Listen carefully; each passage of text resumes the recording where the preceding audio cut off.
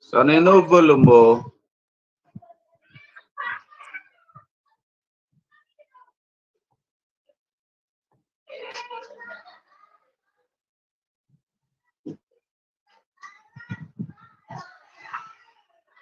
Close that up.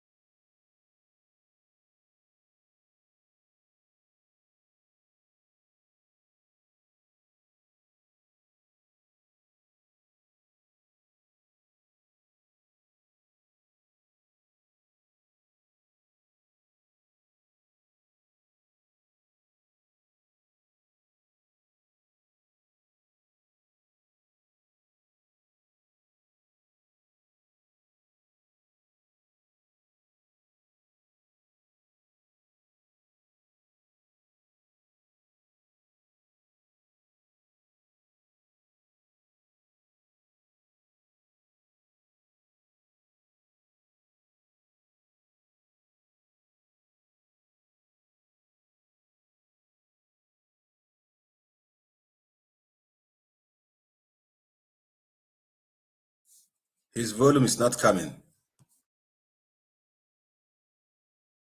Okay. Don't come. Liars, liars, don't come. Politicians don't come. They say election don't they come again. All the politicians say they want to rule again. If then we finish, now then they chop the game. For another 4 years, now we they feed the pain. They carry our money, they come overseas, oh. While the pharmacists are dying of disease, oh.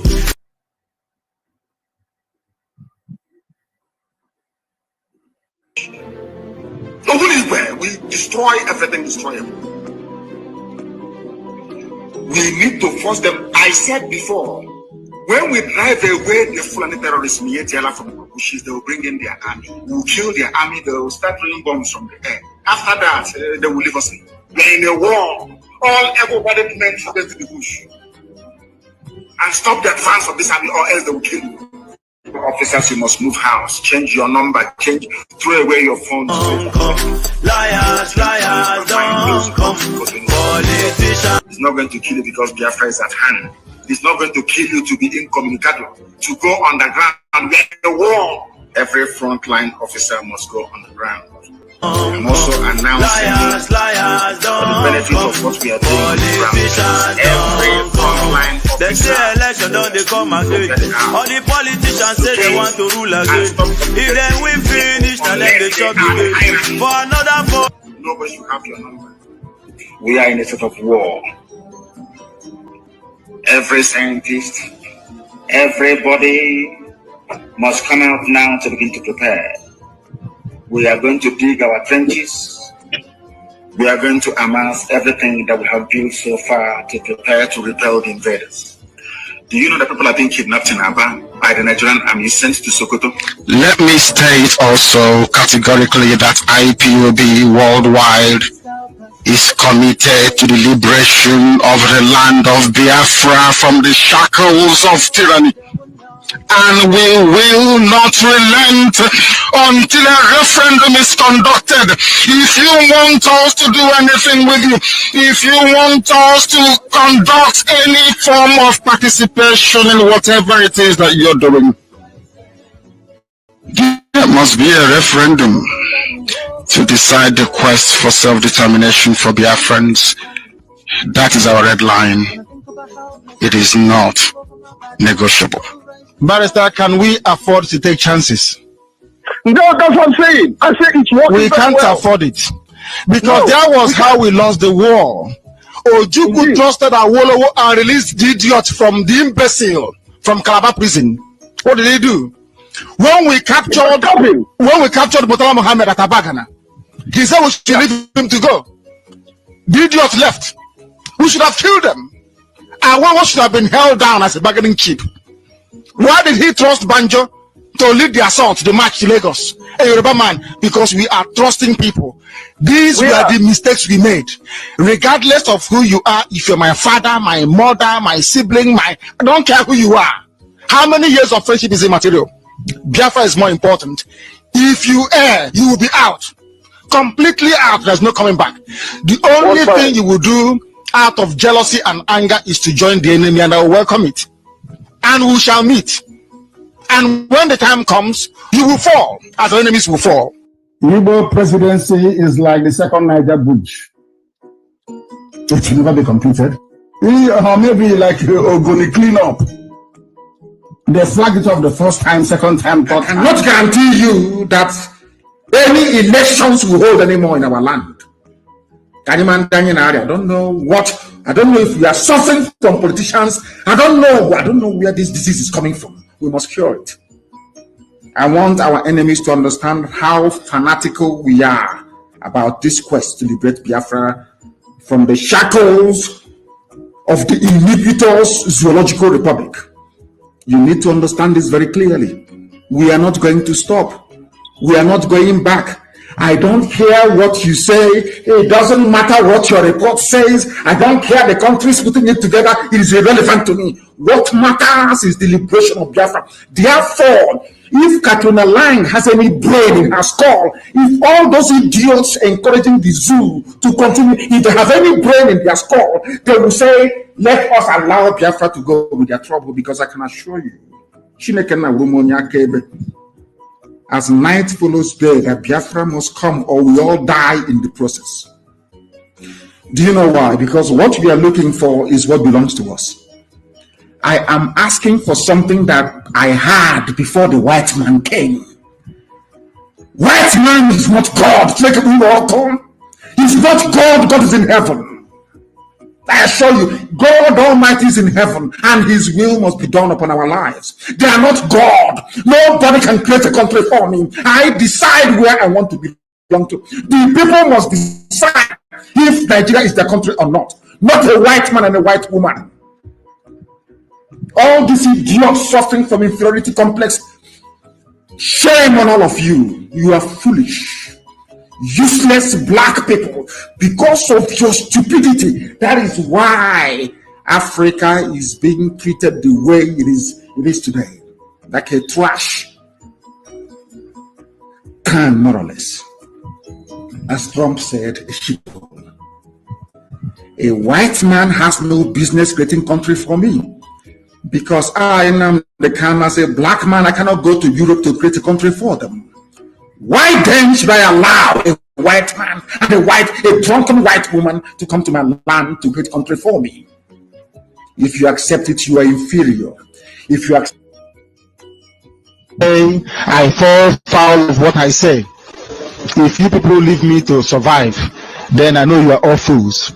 I deserve to die. Any day I tell you something and I do the opposite, I deserve death. I'm telling you now, if you allow me to leave, that means you're all very stupid. Or because we're looking at the characteristics of saboteurs before they come. They always want to please everybody. we are prepared to die for what we believe in. Only those who have the same belief can come with us. If you don't believe in what we believe in, then you have no business with us. You cannot be part of us. The day you decide to become the enemy of your oppressor is the day you stop being his victim. What did I say? The day you decide to become the enemy of your oppressor is the day you stop being his victim. What does that tell us? That tells us that the solution to oppression is your individual will to be free. The only solution to oppression is your will to be free. Your own will. And nobody, even Shehu, cannot give you that will. You have to be the one to decide it, regardless of anything that you might be benefiting from an oppressive situation.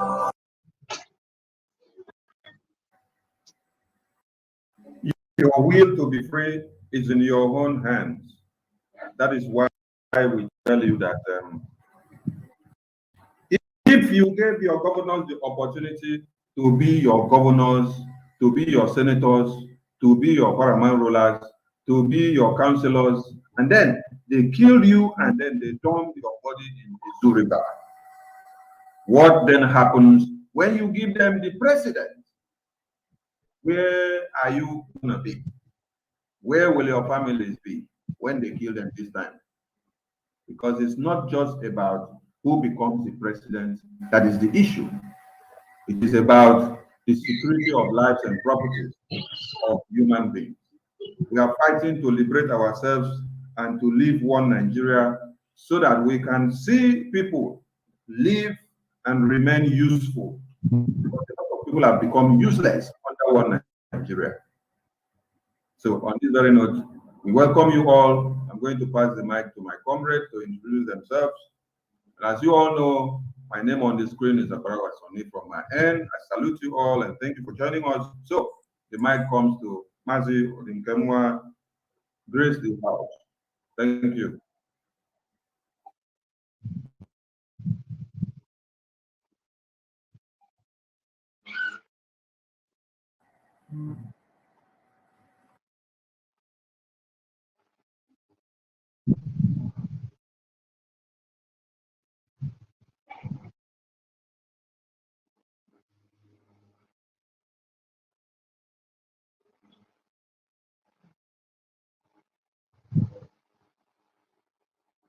Well, thank you very much for that concise introduction. We have to be very, very conscious of our time so that we will leave here in no time.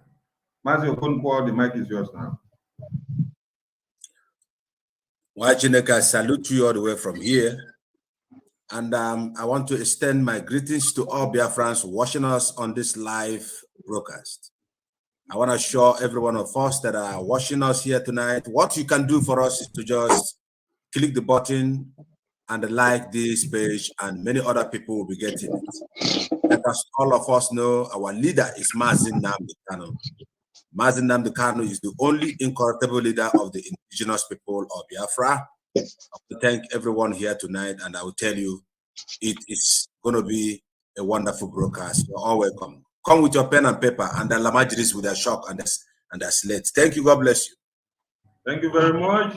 Mazi 247, the floor is yours now. Yes.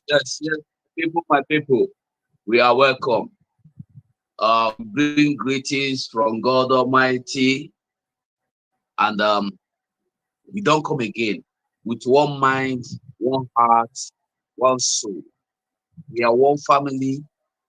We have come to preach the gospel to you. Well, thinking no be church we did. Yes, the gospel of the truth. And our God is the God of truth. We are preaching the gospel of truth. We are showing you the hidden things that the people you called or we thought our leaders could not show us. The things they have closed their eyes from showing us. And remember, we have our leader, Mazi Nnamdi Kanu. Remember, we have Umada. Remember, we have Simon Ekpa. So anybody that may want to tell you anything to keep you away, remember, we are all one, following the same rule. We are under Mazi Nnamdi Kanu. We are the Autopilot media team. So we come this evening to bring to you the gospel of today. Thank you. Thank you very much. Thank you. As we move on, we have a video we have to start with so that we will awaken the subconsciousness of our people, because a lot of things are happening and they are not even aware. I want to inform Biafrans, including those that are shouting B2B. Are you aware that most of the barracks in Biafra land, they have freezer where they store and pack body parts of our young men and women that they have killed, where they harvest their organs? Are you aware of that? I have come today to continue to preach to you the reason why we are not going to have election in Biafra land. Biafra have decided to leave Nigeria. Biafra have decided to exit Nigeria. It's just as simple as that. And today, I have come to expose the scam of P2B and those who are ignorantly supporting P2B. Today, why we are mentioning P2B is not because P2B is going to make any impact in the election. No. The reason why we will continue to make P2B topic sometimes is because he is dragging the Biafra name to Nigeria election. So we'll continue to puncture the tires as they come in. I want to inform Biafrans, including those that are shouting P2B, are you aware that most of the barracks in Biafra land, they have freezer where they store and pack body parts of our young men and women that they have killed, where they harvest their organs. Are you aware of that? You don't know. We know and challenge the Nigeria army to debunk that there are no freezers in their barracks where they pack and put harvested organs. Somebody say lies. You see, by the time we come like this to make exposition, we have fact. This particular terrorist in Nigeria army knows what happened to them a few days ago in Biafra land. They know. You are not going to hear about it on their media. You can't hear about it. But where this thing happened, there are freezers where human organs are stored.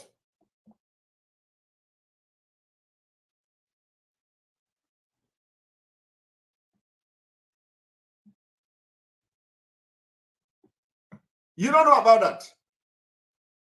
You know, sometimes when these things are happening, you see people are not talking. I am telling Biafrans today and also warning them. There are days in our land are numbered. How can a government who claim to be protecting the territorial integrity become human hunters? Where it is unheard of. It is unheard of. I am heartbroken. Apart from what we have seen so far, how can Nigeria army focus on organ harvest, harvesting the organs of Biafran? They have freezer where they pack human parts and human organ in Biafra land. And people are not talking. Because what I'm saying now is that we have fact. And they know. They know what happened to them. And let them come and talk. They can't talk. They can't talk. This place where this thing happened, they cannot talk. Because they believe that if they talk, every other person will run away from Biafra land. They don't know what is coming to them. We told you people, this is not 1967. You see this war you brought to us, we will fight you head on. But it's not going to be the way we fought in 1967. Now it is a brain war. You will all have a test of the modern generation of Biafra. That is before Biafra will come in 2023. So those of you who think you have strong head, that you cannot leave Biafra land alone, you will die before next year. Those of you that all you do is to come, kill our young men and women, harvest their organ, put it in the fridge, put them in the army barracks. Most of all the army barracks in Biafra land have freezer, where human organs are stored. Where on earth can that kind of thing happen? And the people are going their normal businesses. P2B is campaigning. Some of the idiots coming here are saying, stop castigating P2B. Leave this forum. The non-entity that is embedded in the brains of our people is nothing to write home about. That is why when your brothers and sisters are being laid down in body bags, it doesn't seem anything different to you because killing has become a norm. Killing has become a custom in one Nigeria. On top of the bomb massacre that happened in Kano, where our children were bombed in their schools, politicians were having a banquet and they were enjoying very well, without even minding whether it was the life of little children that were wasted.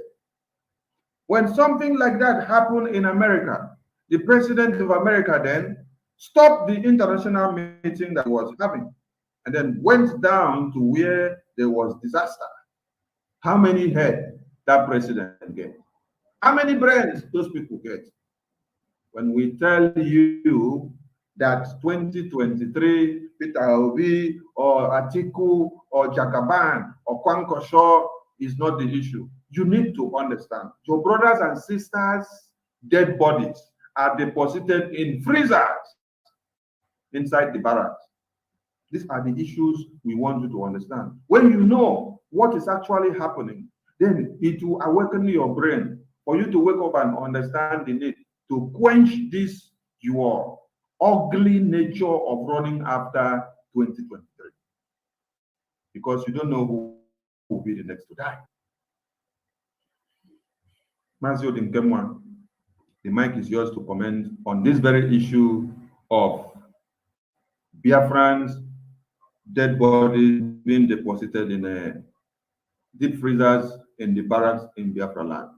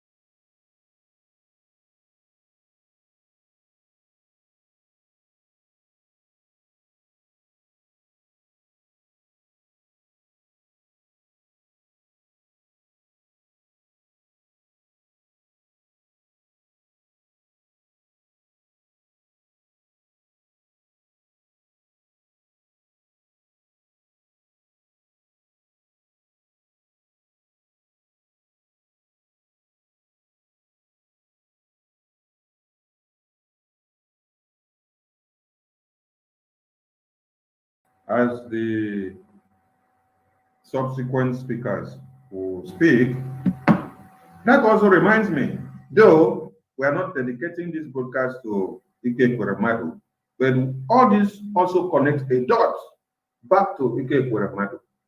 But we are going to have a different broadcast that we will center on Ike Kweremadu specifically, so that we will open his eyes. But this very issue here happening connects to his case. So this is the same way all those things are done, which all of them have their hands in it. So Mazi Okonkwo, the mic comes to you on this very case. All right, Biafrans, thank you so much, Barawa Sani, for that. I want to thank my brother the Kemma for that very powerful speech he made about this. You know, the issue of a soup called wonton soup in China, a lot of people have been eating human penises in some of the restaurants in that east, and you don't know that they are the penis of your own brothers. You know, when we start to agitate and try everything as much as we can to prevent this insanity, is what I call it, and also, of course, impunity, I was like, I see people who are attacking us, that calling us all kinds of names, but they don't know that we are not only here, I could say, to talk, but we are preventing a lot of things through the teachings so far that we have got from our leader, Mazin Namdi Kano. Please, if you are coming, mute. You know, these killings have been there, but I thank God that God is now exposing them. The reason why you see they come to the southeast, they kill people every day, and the bodies of these diseased, killed people dismisses every time in Biafra land. Their body has been transported to certain places. Like Aparawasoni just hinted at the issue of Ekweremadu. Do you know some of all these presidents? Let me tell you, people at Tinubu, the reason why you can see an ancestor, people who are dead, still contesting to be in power, is because they know when you are in the power, that is the one that will transport you to Britain or any other places. They can use the human past to change you, and it becomes a living thing again. But this time around, we said it must stop. And the Chukwu Kabiam, our God, through the power of his word, we always expose these people. Let's keep it short now until we move forward again to the next. Thank you, Abarawasone, for that privilege. God bless you. All right. Thank you very much. Just spotted someone that we have lost for some time now and there. Biafra, you're welcome. You will have the mic. Mazi 247. The time is yours now.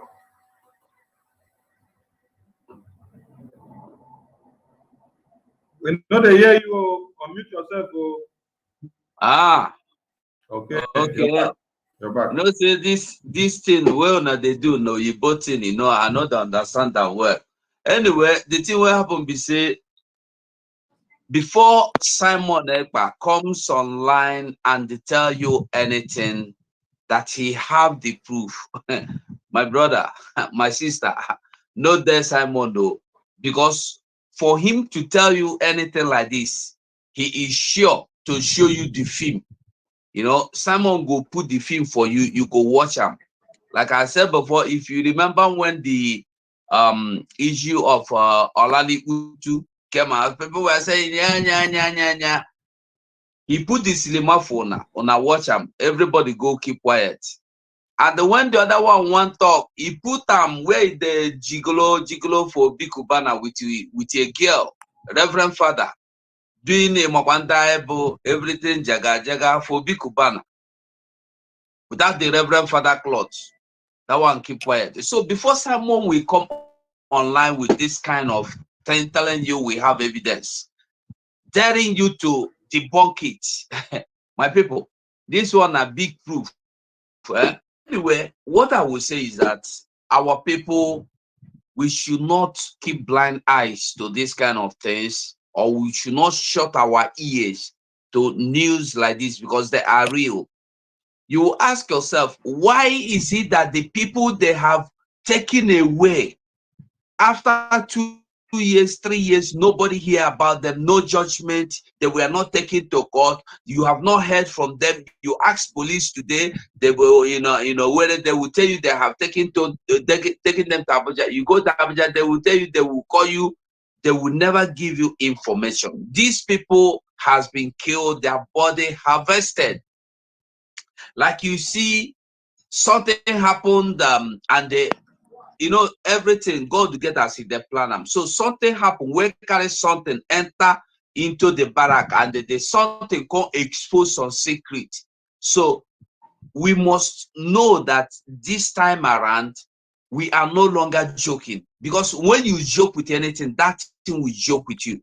So with this, I want everybody to know that we are here to face the battle. We are fighting the battle already. We are in the midst of war already. That's why they are killing us, harvesting our body parts to sell or to do anything to do their issue or whatever. Is not important to me. The important thing is that they are killing us. They are at the worst harvesting our body, harvesting our organs. And we must wake up now. If you hear, tell your brother. If you hear, tell your sister. We are no longer in that era of saga. This is not time of telling you that, Simon is this, Mazo Congo is that one, no. If you know anything you can do to stop whatever is going on, all this carnage, rise up and begin to do them. Don't wait, don't fight, don't nag anybody. Do it your own way. Fight the battle, take it to the people we are fighting to. Don't bring the battle to me. Thank you, Mazi Sonny. Thank you very much. God bless you for that contribution. So, where is Ada Biafra? Who push her out to, hey, Buhari system don't enter. Okay, we move. When she's back, we'll bring her to the spotlight. Now, if the leaders that you have, that you are canvassing for and you're running after, are the ones behind this evil of having the dead bodies of your brothers inside deep freezer in the barracks. Remember one exposition I made when I said that you have the Boko Haram, you have the terrorists, you have the foot soldiers harbored in the barracks. This was intel that we got, and they are all over the barracks in Biafra land. That is why when there is any attack, you will not see them come to the scene in time. They will only come to the scene after the attack has been done and swept and dusted, because they give them the signal to go out and they cover up and they tell them when to retrieve and when to surrender. They control the modus operandi. They have everything in their hands. Now, if you are having your confidence on these leaders that have, that they are the people that can save you, and you are running to vote for them in 2023, have you had them say anything about the killings of your brothers and sisters? If they killed you and dump your bodies in a zoo river, and some of our bodies were tied hands to the back, then acid were poured on them, and then they were dumped in the bushes, and then you don't see anybody do anything about it. So every Biafran that is killed and the body is taken away, you never know the whereabouts of that Biafran. So the discovery of these refrigerators storing dead bodies in the barracks is a confirmation of where the dead bodies have been kept. So understand it very, very clear that the people that you are clamoring for to become your president, the people that you want to vote into the next year, if they killed you and then they foresaw everything that will come to be, and then they did nothing about it, and then they signed documents to bring terrorists to come and be killing you in your land, what will happen when you have them in presidency? Or are you of the view that they were governors and then they signed documents and killed us, so now let us give them the opportunity to go and become the president? When they become the president, will you even live to see them becoming the presidency? Because as we speak now, your lands are under siege. They have surrendered everywhere. We have to show you the video of the piled up of dead bodies as if they are stockfish in containers and inside houses. What we are trying to do is to make you understand the importance of doing what? Saying no to elections in Biafra land, because it will not lead you to anywhere. Rather, it will validate the next community that will be invaded, the next set of people that will be killed.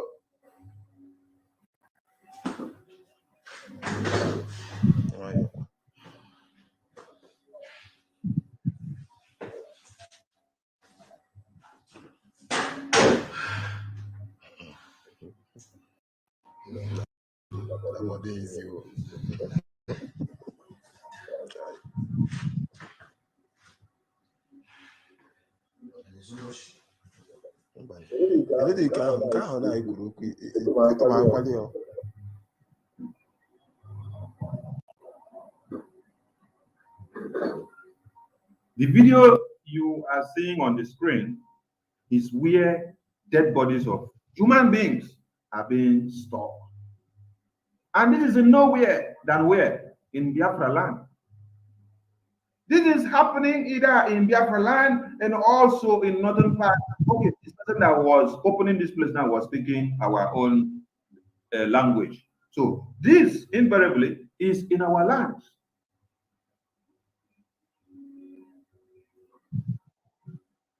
Master Okonkwo, leave those Efulefus on the comment section. Let them keep the comment section busy, because they cannot distract or stop us. They can only comment rubbish, and they will be yabbing like incoherent almaj, but they will not take us to anywhere. They cannot stop us. They can only panic. So these are the video evidences of what you need to see.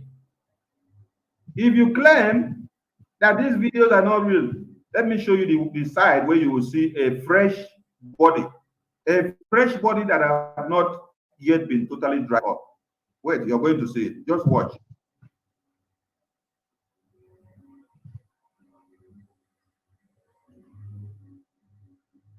Okay, that is a fresh body. That is a fresh body, the one that has not been totally dried up. So you can understand the point now. You see it now. It is there on the screen. So when you see all these things, please tell me why you still want to remain in one Nigeria. Why you still want to go and support election in Biafra land, which is going to do what? Give room to the killings and the abduction of more people like this, without you knowing their whereabouts. These are thousands and many reasons why we say no elections in Biafra land. Because when you support it, you are endorsing the document that more of these kind of people inside this very room will be killed and then dried up like stockfishes like this. If you check their bodies, if you check these skeletal bodies or these stockfish natured bodies now, you will not see all their private parts. They must have extracted their private part from them before you see these bodies like this. So they take the part that is useful to them for them to use, and then they remain the other part that is not useful for them, and then they stock them all here. This is why we say, understand the devil that are called your evil politicians, because they do all this every day and you don't know what is happening. They will Mochineke from here, from that very video. So it is crystal clear now for you to understand the evidences and the reasons why we say no elections in Biafra land. Because the people you know can never take you to anywhere. They will only sign your death warrant. While they are governors and senators and governors and leaders in your community, they are like this. How about when they now become your president? What will happen to you? Do you know why the terrorists in government says they cannot trust us with power? Because they know that we sell our own, we betray our own. So if we sign documents to sell and betray our own, the people that are giving power to people will not have the confidence to give us the power, because they will have this mindset that they may sleep and wake up and see their houses on fire. Because if you have the mindset of selling your own person, how much more them will not be your own person? That is why they are afraid of you in another way. So that is that. For those that want 2023 presidential position, they call them obedient, right? Obedient, obedient, obedient. Make una listen, no. We don't already get president where be Biafran extra before. We did not make anything out of it. So now our security is of more importance. Still on this presidency, let us listen to what this man said, because he raised some good points here. Nigeria looking for Biafra in Nigeria. We have not gotten Biafra. We are still in Nigeria looking for Biafra. Now, when you look at what is on the screen, for me, I want election. I want Biafra. That means he is not ready for freedom. So this one, from the beginning part of the talk. But you know, we are not interested in the beginning part. Let him go down, because we have where we get important points. I'm not part of the people who are saying there is no election. Without election, how do you try? How do you manage the society? So I'm not part of it. And there's no election. The same people who in 1999 collected $2 million from an opposition party in Nigeria. And the person who gave them that $2 million is one of the person, is one of those that clamoring to be president of Nigeria of Igbo extraction. So I'm not a pretender. I don't pretend. Number two, no Igbo man contesting for president or asking to be president. Okay. This man made a point here from the very beginning part of this video, when he said that some people collected money. That takes us back to what happened in Anambra election, when we would have used one stone to kill many bears. And that is what some people still want to do this very time. That is why, as we are saying no election, it's like we have come to put san for people, Gary. Now waiting the happen, be that. The second point we make here is none of these people going for this presidency are actually going for it. They are all deceiving you to quench your agitation for Biafra. That is what we want you to understand from Peter Obi and all the other criminal efulefus that are deceiving our people. Let the thing play small again, so that the point will be very clear before my comrades will fire this matter the way they want fire up. Number two, no Igbo man contesting for president or asking to be president. All these people they are seeing are pretenders. They can't come to me. Why? Because they know that I know them. I know that they are pretenders. No Igbo man is contesting for president. Take it now or leave it. Let them swear, all of them, that they are not going to the north to lobby for vice president.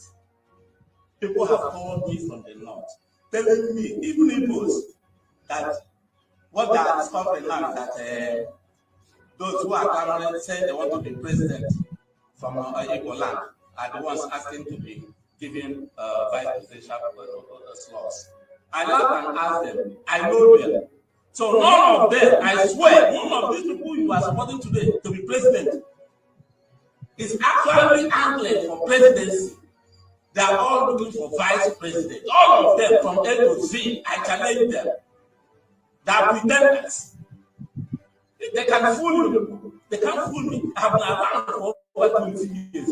I'm meeting them. I've been with them. I know them. They know that I know them more than they know themselves. They are not deceiving you people. By the end of this month, you will realize what I have told you, that they are not looking for that. One of them,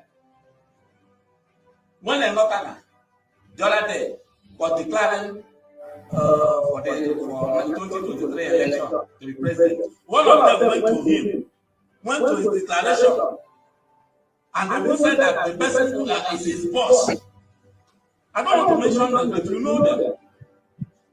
If you are actually contesting for president and you went to the declaration of another aspirant to say that he is your boss, that will show you that he's not reliable because he's deceiving himself.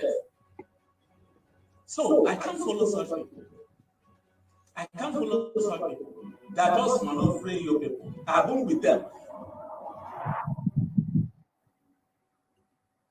Okay, my fellow comrades. The point there was that the Efulefu that you have as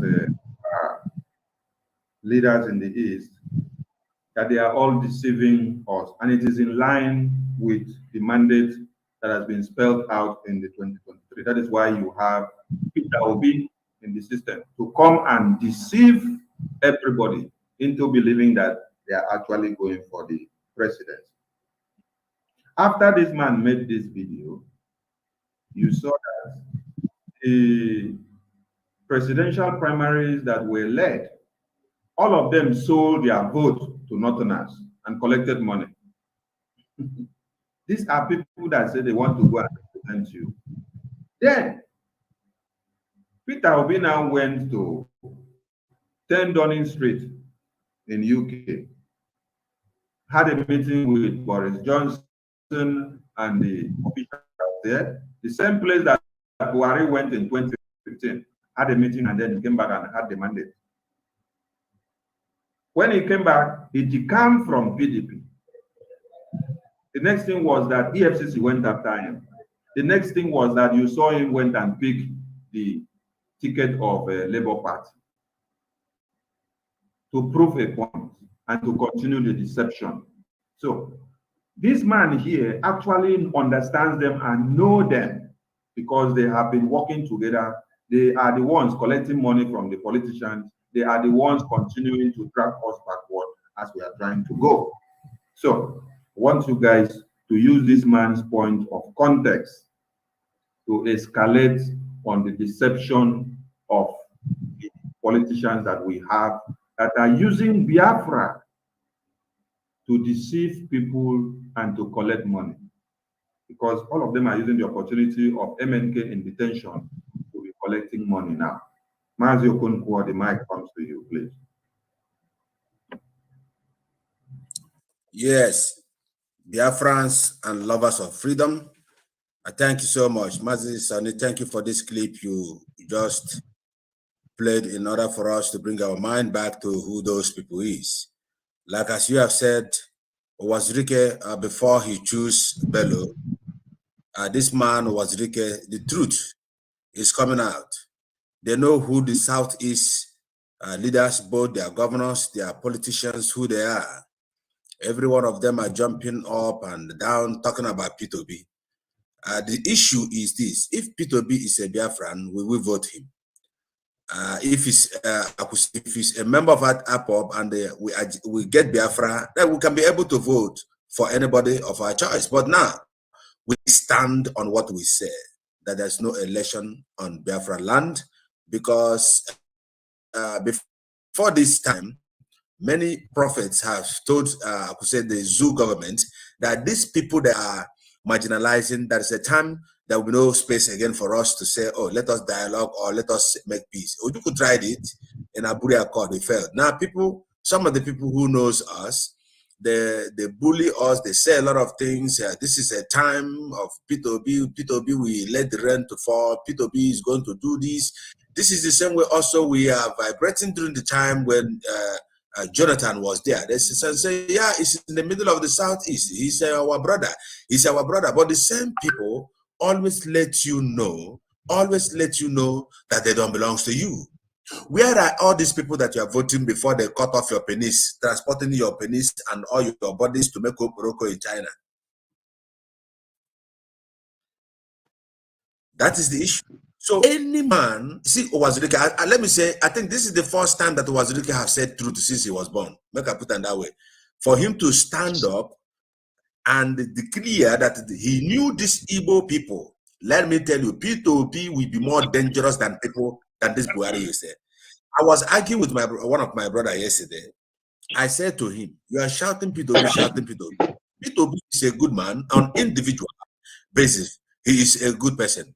But the moment you step into that Asarok, I don't know that I think there is a demon that is in that seat. The moment you sit down there, you begin to do the will of the devil. So while we must not look into these politicians and also the P2B issue, I see some people say it's P2B. When P2B come, Jesus Christ will give away and P2B is going to make Nigeria. Let me tell you, Nigeria is a barren womb that cannot conceive.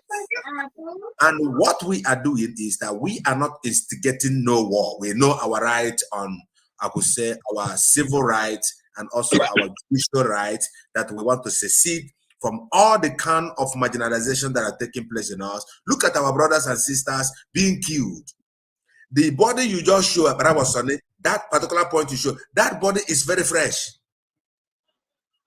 And look at the people that are also using to dispatch those diseased body are also our Southeast brothers. And after that, they go and sleep with their wife and they transport the demon of the dead bodies and all the diseases. Some of them have HIV, some of them have corona before they die, and someone is, if you hear Igbo, the guy say, I have no choice, I must do that. But here, before you walk in the incrementation center or in a cemetery, you must cover yourself. But look at how our brother dives into the dead body. Some of them die with all these chronic diseases, but how are we going to allow this to happen?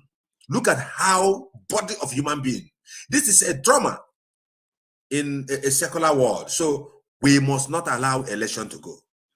Let P2B, we know whether we vote or we do not vote, they must choose someone who is going to lead them. Nigeria, they're bringing Chad people, they're bringing people from Morocco, they're bringing demons from Senegambia in order to put them in. It is already documented who is going to be the leader and the president of Nigeria. So don't deceive yourself. Let us look forward.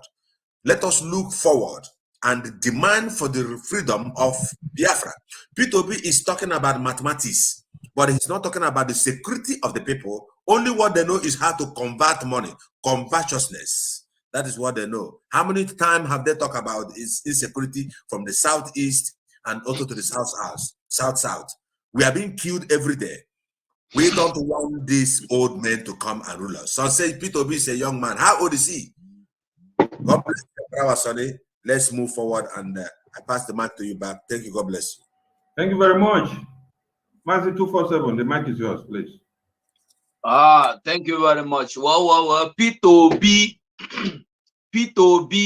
Peter Obi, just the way our leader hammered it. Peter Obi is a murderer. Let me tell you the truth. Outside murdering our people and dumping their body in Izu River and giving mass burial to some of them, if you look at how Dim or Dimegu Ojukwu died, you will find out that if you had gone on to play this Owazirike video, you will find out that he explained it in bitterness. In bitterness. This same Peter Obi, in I don't know, in a Western world, when you are supposed to save a life and you don't save that life, I think there's a kind of a law that goes against you. I don't know how they call it. Me, I no be lawyer, and I no go book, I no book. So when you are supposed to save a life and you refuse, that law holds you. P2B, we are supposed to save the life of Ojukwu. That's Dim or Dimegu Ojukwu. But P2B did not do that. P2B refused to answer calls, refused to come until the time he found out that Ojukwu is just like dead. Then he visited. This man, Owazirike, went on and explained everything. This will show you how wicked this your P2B. You're obedient. He's obedient to destruction. Yes, I agree with you. He's Peter obedient to evil, obedient to wickedness, obedient to destruction. So this same P2B, remember, was the one that our Odumegwu Ojukwu called him and made him president. for one reason, to unite the Easterners so we can have the same Eastern zone we used to have before they began to create us in states. P2B jumped in and they dumped Ojukwu, covered him like nothing, and went on to do his will. This same P2B now is the same person, gallivanting, jumping around. He had the solution. The solution, our problem, he told us, is economy problem. We are not having economic problem. We are not even having economic crisis. We are having a kind of they are killing us day by. There is no security. There is no light. There is no school. They are killing us, like you see the video you just watched where they are drying bodies of human beings. All these are our brothers, and we will be hoping that they are still in the prison. We'll be hoping that they will come back someday. They have been killed, their bodies harvested, and they have been dried. Maybe what they are looking for is to dry them to the point that they will be easy to grind. So that when they will grind them, they will become something like a sawdust. It will be easy for them to bury or throw inside the water. All these things are our problem, not the presidency. We are not looking for presidency. If I come out to tell you I am going to become even in Mazana, they can come in to tell you about presidency, he's interested. He has come down what we are doing. So P2B is against us. P2B has never spoken once to condemn the evil, the carnage, the atrocity, the genocide going on in Biafra land.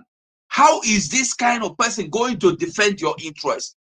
P2B has never gotten up to defend or to speak against the ASU strike going on in that country. P2B has not gotten up to speak against the bad road. P2B was governor in Onitsha. He did not see the importance of building even one fire service station close to the main market, one close to the head bridge. No. And this Onitsha generates over 800 billion naira annually for him. Where did he keep the money? What did he do with the money? If I keep going on P2B, P2B is evil. In fact, it's not about personal thing, but it's about the truth. We don't need him we don't even need a president. Not that we don't need P2B. If P2B believe he qualifies to be a president, let him hang on. When Biafra comes, let him come and contest. If he wins, he wins. We know we don't need election. You may be saying they will hand over, they will appoint. After all, they have been appointing. They have been appointing. The election has never worked for us. They have been appointing and imposing on us. For your information, in North now, they have been practicing. They are now practicing, rehearsing how to use the digital voting system. You have not even gotten your ID, what do you call it? Poverty Alliance or Poverty Validation Center card. You have not gotten it. But in North, I think, I don't know if I can see the video. I will forward you, or if you, Sonny, I don't know if you have it, where they were practicing about voting digitally in the North. I don't know if I don't have it. Later, you forward it. So that is what we are saying. We are behind. We don't need it. Let them impose. Let them appoint whoever they want to appoint. Thank you, Sonny. Thank you very much. You actually jumped to the front part of the video that we have not played yet because we are taking it point by point. But no problem. You don't tell me, because the thing this is when the man they do, they vex me. Honestly, they vex me. Thank you very much. That very video, we are playing it part by part. That is why on each of them, there is something on the screen for you to see what this one is talking about and what the other part is talking about. So before we go to the next part, Mazorin Kemwa, please comment on this segment. Thank you.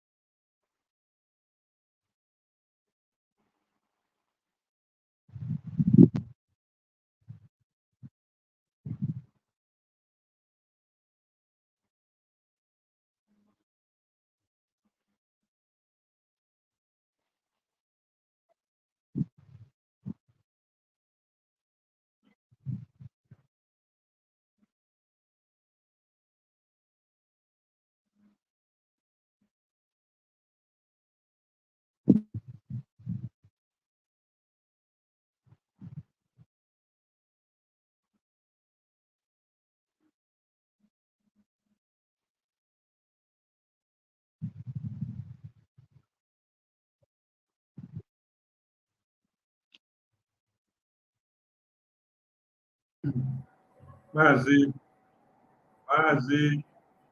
your time is up. Please round up.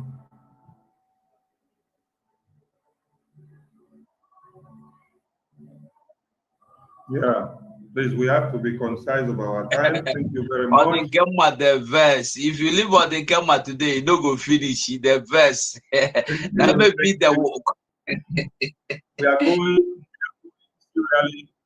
We are going serially on the agenda. We have issues on fundraising. Please allow him to finish that point, because the last point will give us the. Sanino, they hear him. Okay. So allow your him. point. Yes. Your point in a minute, please.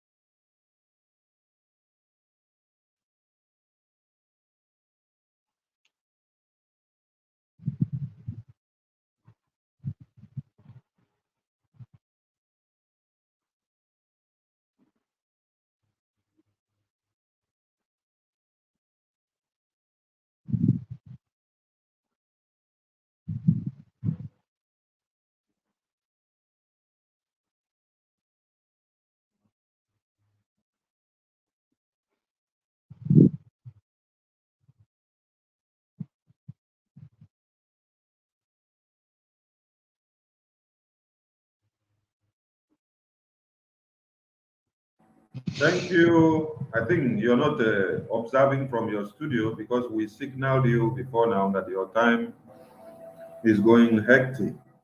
So please be observant from your studio so that you see when we call anyone to order, when the person overuse his or her time, because we have to be very, very concise with the time. There was so this man spoke about how far he has known these criminals that are in the force with him already. So now let us hear the next part, because we are using it as a case study, one after another. Chief Chairperson and I helped to make one of them the governor of Anambra State. What did he use to pay us? One, the first item he kicked us Chairperson with his group. Number two, he killed Masop members, those who work for him. Killed many of them, thousands of them, and dumped them in his river.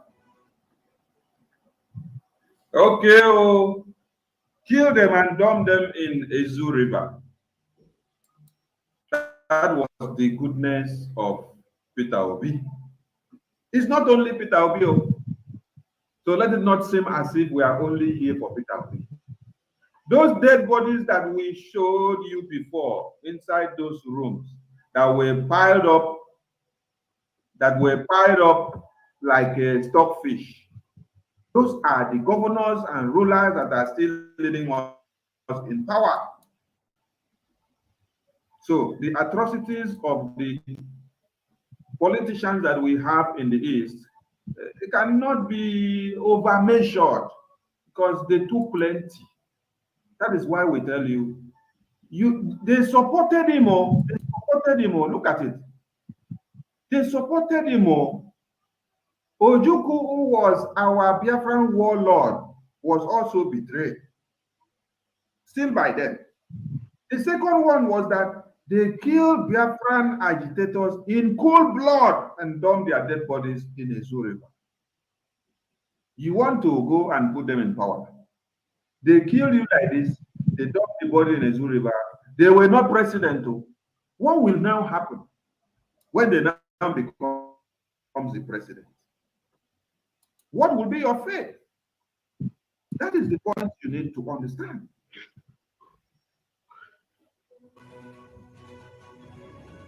The third thing he did, when Ojukwu was sick, when Ojukwu had the very first stroke, this governor refused to bring money. We begged him to bring money to take Ojukwu, as he refused. Ojukwu had the second stroke. We continued pursuing him to bring that money. He never did it until the matter got worse. Ojukwu was rushed to UNTH. One was put on a machine, oxygen. He never cared. He was nowhere for so many weeks. The situation got worse. The day he came to Enugu University Teaching Hospital, I saw him. He saw I was red. I asked him, come and see the man that made you the governor. He's like lifeless. Yeah. He said he wouldn't go. But I don't want to see him. I said, why? He took me aside to the corner. Said, Lars, you know, for the past 4 days now, I visited this person. After going home, he died. I visited the other person. After going home, who was sick, after going home, he died. He narrated 4 people. That he was afraid if he visited Ojukwu now, Ojukwu may die if he leaves this hospital. I asked him, what do we do now? Because there is no money. He said, okay, ambulance will come tomorrow. Ambulance will come tomorrow to take him to London. The next day, ambulance came at the Air Force Base. When Ojukwu was brought out, it was almost not there. Ojukwu died. Few days in London. If money had been brought out by this fellow at the appropriate time, Ojukwu would have been alive today. I know all these people more than all these internet rats making noise. Has any politician, supported Biafra struggle? Another big question. Has any Igbo politician ever supported Biafran struggle? Because all of you are shouting, Obi, Obi. You claim that when Obi becomes president, that Obi will come and give you Biafra. You claim that when Obi becomes president, he will now come and release Mazi Nnamdi Kanu. Is it the Obi that cannot even talk about Mazi Nnamdi Kanu while he is not even yet the president? Is it the Obi that cannot even talk about the Biafrans incarcerated while he is not even yet the president? Is it the Obi that killed you and dumped your bodies into river that is now going to come and be the one to canvass for your own freedom when he now becomes the president?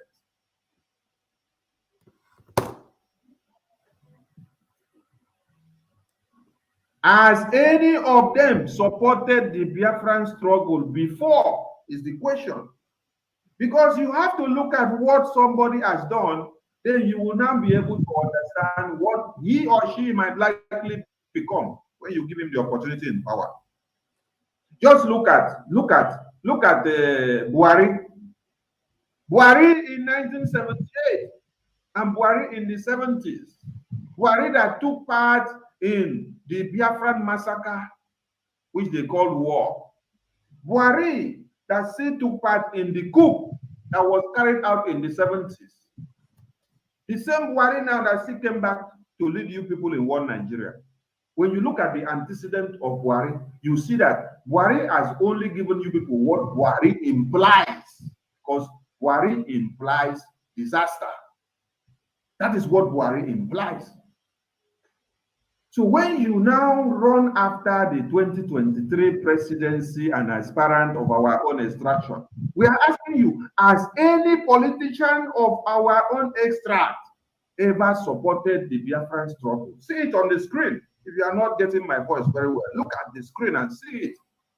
Has any of them supported the Biafran struggle before? Because these are the facts and the point that you need to consider before you now think of giving your support to them. So when you sell, or when you are ready to sell your freedom, which is Mazi Nnamdi Kanu, to Peter Obi, who is your own extract running for the presidency, understand that none of them has had this legacy before. And they cannot come to develop such wings now because they want to come and be president. They should have developed the wings when we ruled Nigeria as Biafra, even when we were there as the president of Nigeria. They should have developed the wings then. So they cannot come and convince us that they are going to develop the wings now when it is already late. Mazi Okonkwo, please comment on this very point. I'm sorry, I have to go now. Something came up, please, but I'll keep the streaming on. All right, thank you. Brother Sonny, thank you so much. You know, I didn't get the point. Well, I sent you a link, a message that I went to ease myself. Maybe you can move to the next person, then I can get the point very well. Thank you. Okay, sorry. What I'm actually talking about now is what is on the screen. Can you see the screen?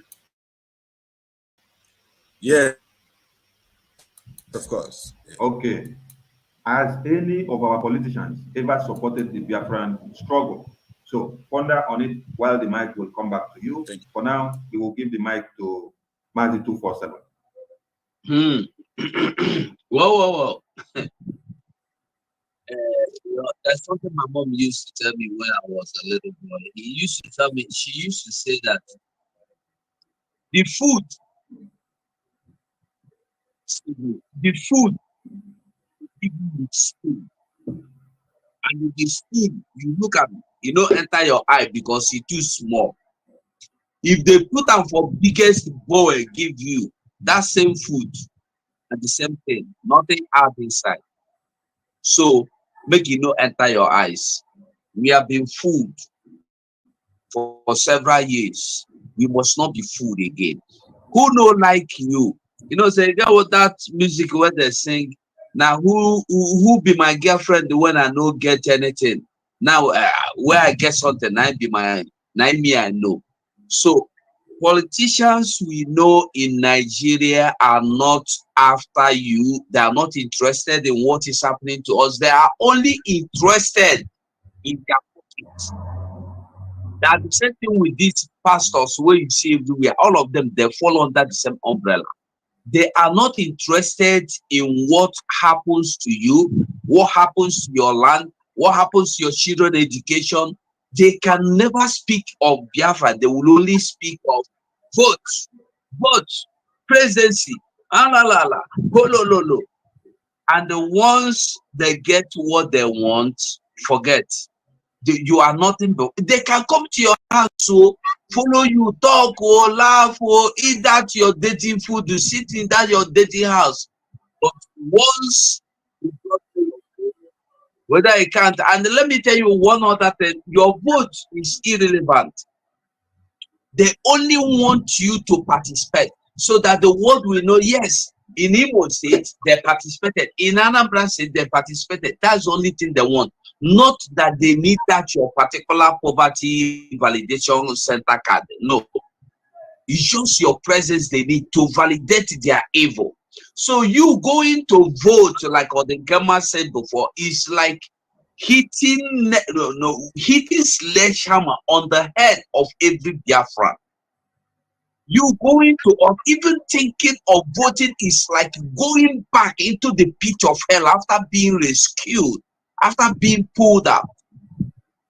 You thinking of any politician as a good man, as a nice man, my brother, my sister, you are deceiving yourself. Even if the politician is your father, politician is your mother, or your brother, or even you are the politician. Let me tell you the truth. No politician have any good intention for anybody. Be you, and even if you are his brother, if you force into the line to be the sacrificial lamb as a stepping stone for him to climb into that power, my brother, you don't go. He go give you. All they want is that power. Nothing. They are not interested in your good. The money you get bash around just because it's part of the things. It's just part of it. They have to do it. It's just like a sacrifice they must do. But the truth remains that anybody that is not telling you how good or how bad the Biafra is, how good or how bad the Nigeria is treating Biafrans, how good or how bad the system has been, if that person won't increase it, that person cannot do anything for you. Like you heard that man, this man on the screen, was Rike said, one thing will make me they like the man, like him. somehow. When you bite them, if you no gree fall in back, he go come expose you. Yes, he don't expose this. You remember when he exposed the people of DOS, how they went to secret meeting and so on. So he they expose them, but that one no mean say he good. I just like him for exposing the people where no agree work with us. So when you think say you get secret, that your evil secret you know go dey safe in any way, in any form. So no politician I've never seen, I've never heard like I think or the Kemma said or Conquo said, the only politician I have seen that condemned the actions of this government against Biafran Abaribe. Outside him, I've not seen any other person. All of them will only tell you, even Soludo will only tell you that that one, he referred to Nnamdi Kanu as that one somewhere in one video. So they are just looking for a stepping stone to climb up. When you see a pastor, he need a crowd now. He see that you are preaching against pastors and against people going to church on Sunday. You will see a pastor come and tell you, Nnamdi Kanu will be out. Nnamdi Kanu is a freedom man. Nnamdi Kanu has not done this one. Nnamdi Kanu is a good man. He go free us. He wants you to come to church. The same thing as politicians coming to tell you, we will look into this situation. We will talk to the government. We are going to sit together, and that's the same thing Devil Mai said. The same Devil Mai that told you he is not Biafran. The same Devil Mai that placed a bounty of 2 million naira on each head of the Biafran that will be killed. He's the same man that will come back and tell you that we will look for how to get Mazen Nnamdi Kanu free, that Mazen Nnamdi Kanu should be free. You don't have to believe them. They are all liars. But they hardly speak.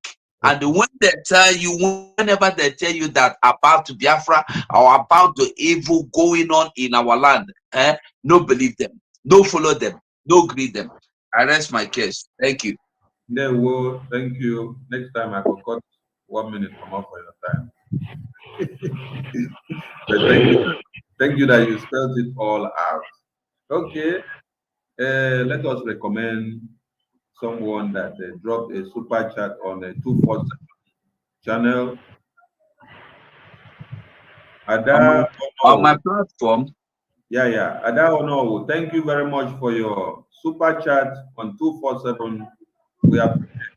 These obedient fools have selective memory. They have forgotten fourth to first. These mumus think that a man with no member in Senate or House can effect change in legislature. Obi, like Boris, must be shamed, period. Thank you very much for your super chat. We appreciate. So, Mazi Owubiko, thank you for coming in. You're welcome, my brother.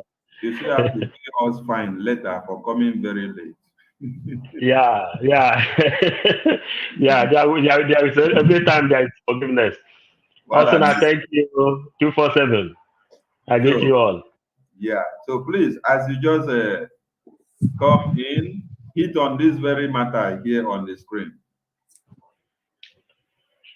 Has any politician of our own extract supported Biafra before?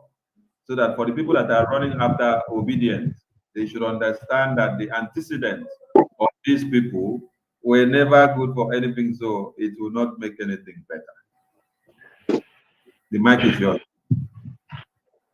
Yeah, my brother, thank you for the opportunity and accepting me to the system.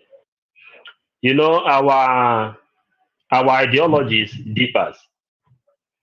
So, as I see the program, I see all our gallant men here. I say, man, I have to do whatever it takes to join. You know, there is in Ebonyi State, a commissioner of police or what, whom they visited. He was celebrating his wedding ceremony. They gave him Biafran cake, secret gift which he don't know who gave him the gift. As he opened that cake, he said he looked how beautiful that cake looks. Then he rejected every other cake in that ceremony and chose the Biafran cake. They were interrogating him. I don't know if I have time to go on in this message. Huh? I think we have limited time. I think two minutes or something. But go on. 2 minutes. So the question you asked me, these people are dying inside them.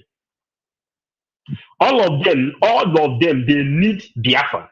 But because of what they are getting, Marvin Nandekano said, black man value his stomach more than his life.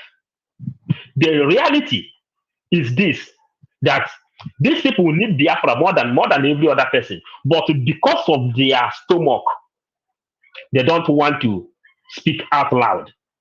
I know where I am coming from if I still have time. But thank you. All right, thank you very much.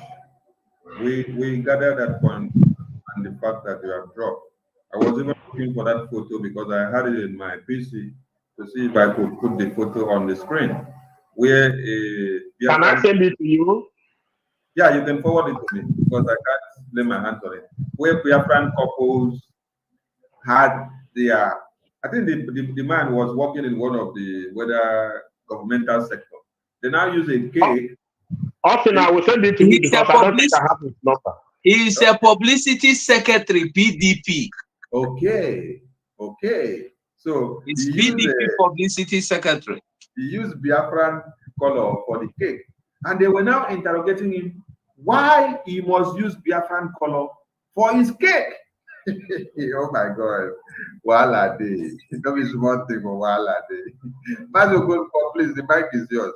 Speak on this matter of these criminals that we have in our land, whether they have ever supported anything Biafra. Talk less of when they will become president. Thank you so much. I think all of us here are speaking very, very, very fantastic in order to expose these criminals you're talking about. All our politicians can never look into the struggle and give a plan how it's going to work. You know why? Recently, I gave them a name on 247 platform when I called them man must work politicians. Man must work politicians. But I was on the way you look today in Nigeria, you see, even the youths who are doing their masters in anywhere, the only thing that they're concerned is on how they are going to feed their stomach, and these are pure impunity. Martin Nandokan is inside, and all our politicians, what they're concerned is how they're going to feed their stomach first and achieve what they want, and all kinds of things. You see, Nigeria is a country that that needs to die for people and for the youths to have their freedom, and it must start from looking into the evil characters of our politicians. The main problem we have in Nigeria today is our politicians. Those man must work politicians who only think about their stomach. And I want Biafrans to know that you can never get anything from Nigerian politicians. I don't say that politics is bad. In everywhere where we are scattered today, in diaspora, in America, even here in Holland where we are, people agitate, people are politicians. When they has a project to do something, they do it with an open mind. But our politicians are only concerned on how they will intimidate those who are subject to them. So we are here to tell you, based on these questions, there is nothing we are expecting from Nigerian government. What we are expecting from politicians is to give out from the way and give us Biafra. Thank you so much, and let's move forward. God bless. Excuse Austin, I send you that a video in case you can send it to him. Okay. Thank you very much for your contributions. Did you send it on my WhatsApp, sir? Yeah. All right, I'll forward it to Sunny. Okay. Thank you for the contributions.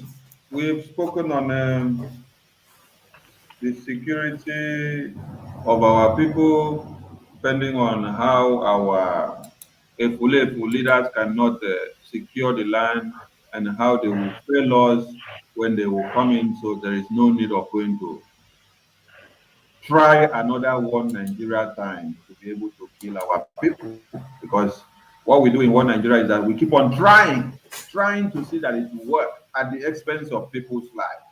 We have been trying since 1960 to this very time, and it has been failure upon failure, death upon death. Will it surprise everyone to understand that in the year 2021, 5,056 numbers of human beings, most especially from the Christian extract, specifically from the north, were recorded dead in 2021.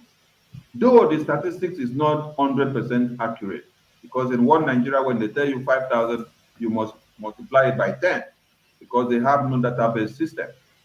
So if in 2021, 5,050 something people were killed from January to December, approximately and invariably, you now see that 14 persons were killed each day in 365 days in a year of 2021. You now come to 2022. The first quarter of 2022, you saw a figure of 1,600 and something. When you now calculate the 1,600 and something, you get to understand that from the 1,600 and something from the first quarter of 2022, approximately 20 persons were killed in one day, 90 days of that 3 months. So you check the difference between 2021 and 2022 first quarter of the year, the number has increased by 6. So if we now look at the second phase of 2022, since the number increased from 2021 by 6 to the first phase of 2022, the second phase of 2022 is going to increase with another 6. That will be that in the second phase of 2022, 26 persons will be recorded killed of insecurity in one Nigeria, and specifically looking at where? The north, because the figures in the east and in the south are not always picked up, because they stop most of them from picking our own figures of insecurity and data of disaster. So you that is now talking about one Nigeria, you have lost about 6,000 and something people from January 1 to March 2022. And it doesn't mean anything to you. You are still comfortable with one Nigeria and you still want to go to the next point of voting the next person that will come to validate the next set of killings. May one Nigeria never happen to you. You say when it happens to you, you will understand what one Nigeria actually means. All these people that are running and shouting obedient, obedient, is because one Nigeria have never happened to them. All these politicians, one Nigeria have never happened to their families. When it happens to their families, the reverse will be the case in their decision making. Look at Ike Kweremadu. That is one Nigeria that happened to him in reverse. When he wanted to use another person's child to go and save his own child, one Nigeria happened to him. Because if they, as the lawmakers, had fixed the medical situation in Nigeria, would they be need for you to fly to UK to go and fix a situation of health? No, everything would have been well done in Nigeria. And we hear that it is Nigerians that are the best medical practitioners in the world. But yet, we don't value them. We don't put everything in order for them to become something. We prefer to move all the funds to go to international community so that we can be able to embezzle more. From here, this man is the case study that is giving us everything that we want today. Let us get the next phase of his discussion. Why is it my obligation to support them? I started this from 1999. Since 1999 to date, has any Igbo politician come out openly to support Biafra? It was only Ojukwu that came out to say, I support Owasirike in a magazine. And because of that, Obasanjo summoned him to Abuja. All of you know all these things. I want somebody to challenge me that this politician has supported Biafra struggle before. So why must the 2023 presidential race be the ground that will bring all of us together? For me to support somebody that neglected me and neglected the entire Biafran struggle, never told me he was coming out, never told anybody, then he'll be the person that I will support. For what? Who is he? I can't. And besides, he's not even fighting to be president. He's fighting to be vice. How will Peter Obi, who don't support Biafra, now to Biafra? How will Peter Obi, who don't support even your ideology, now come to buy your own ideology? It's a question that our people need to understand. Come back to Zoo River once again to ask the whole world to please help us develop a journal to compel them to release the results of the autopsy. We want to see the Senate results, and that will also form part of our tweets tomorrow. Peter Obi is a murderer. Peter Obi killed these people. He killed them in cold blood. Peter Obi is the only governor to have ordered the mass execution of his own people, and also ordered for their bodies to be buried in a mass grave. We can never ever forget these people. A Zoo River must be revived. We need the whole autopsy, not part of it. And Peter Obi must be held to account. Peter Obi, in case you know, he's a mass murderer, he's a killer. A Zoo River is testimony. Okay. And in that photo of Peter Obi, then he looked like a carnivorous animal. He is actually carnivorous because he consumes people in the spirit. Imagine the dead bodies of people floating in a Zoo River. And you people are canvassing for this person to come back to the president. Hey! Sonny, this video, it better you stop playing it, yeah? Okay. I beg. And for people that are saying that Owasirike is an autopilot, no. Autopilot can happen to anything. When truth gets into unstoppable action, then it is autopilot. Please, Owasirike is not our member. Let them understand it though. YouTube or Facebook can only restrict the age restriction to where they see graphic images of that kind, because it's not with bloodstains. So they will not stop the video. They will only restrict the age for people to view. Now. Yeah. Okay. Better. I know the ones I bring on the screen. I don't bring the horrible ones. That's why we encourage our people to join the WhatsApp and the Telegram group to see the dead bodies the way you want to see, so that it will sparkle your mind to understand the need for you to wake up, to fight for your freedom and understand what is actually happening. So with all these evidences, it is crystal clear, except they are using your brain to be pong from what Babalawo plays. That is why time election, you go see correct visit. Go say one go to election. Right. All right. Knowing and understanding all this, we have to hit to the next point of the day, which is our security. The need for our people to fund and support Eastern Security Network, and also for our upcoming fundraising. The women made points that were very important yesterday. I had something, because I didn't watch it, but I had to ask, and then I was informed that there was a point like,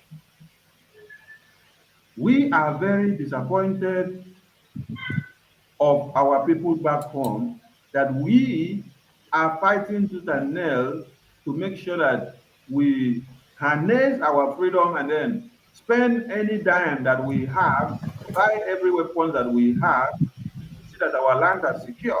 But yet, our people back home are being so gullible and running after the politicians. And at times, I don't really blame them because Nigeria has been made in a situation whereby you become a slave, you become a beggar, you go to bed to eat. So we are going to sensitize our people on the need for them to make sure they fund ESN and always be security conscious in their surroundings. So my fellow comrades, please, as I'll give you the mic, you will speak on two issues. You educate the man and the ordinary man on ground who is not an ESN member, the need for him or her to be the police, the security in his or her community, and to watch every move that happens, and how they can also fight back on their own within their communities. Then they also understand the importance of funding ESN. So, Mazi Obiko, please, the mic comes to you now. Yeah, my brother, thank you. You know, Biafra, for me, Biafra is gospel. You know, Mazen Namdekano said that he will destroy Nigeria with the truth. And he also said that Nigeria is on their knees. If you watch the second man of IPOB, the one he chose as a vice, you will see that the Fulanese has no option again. These people you see here now, they have no option again.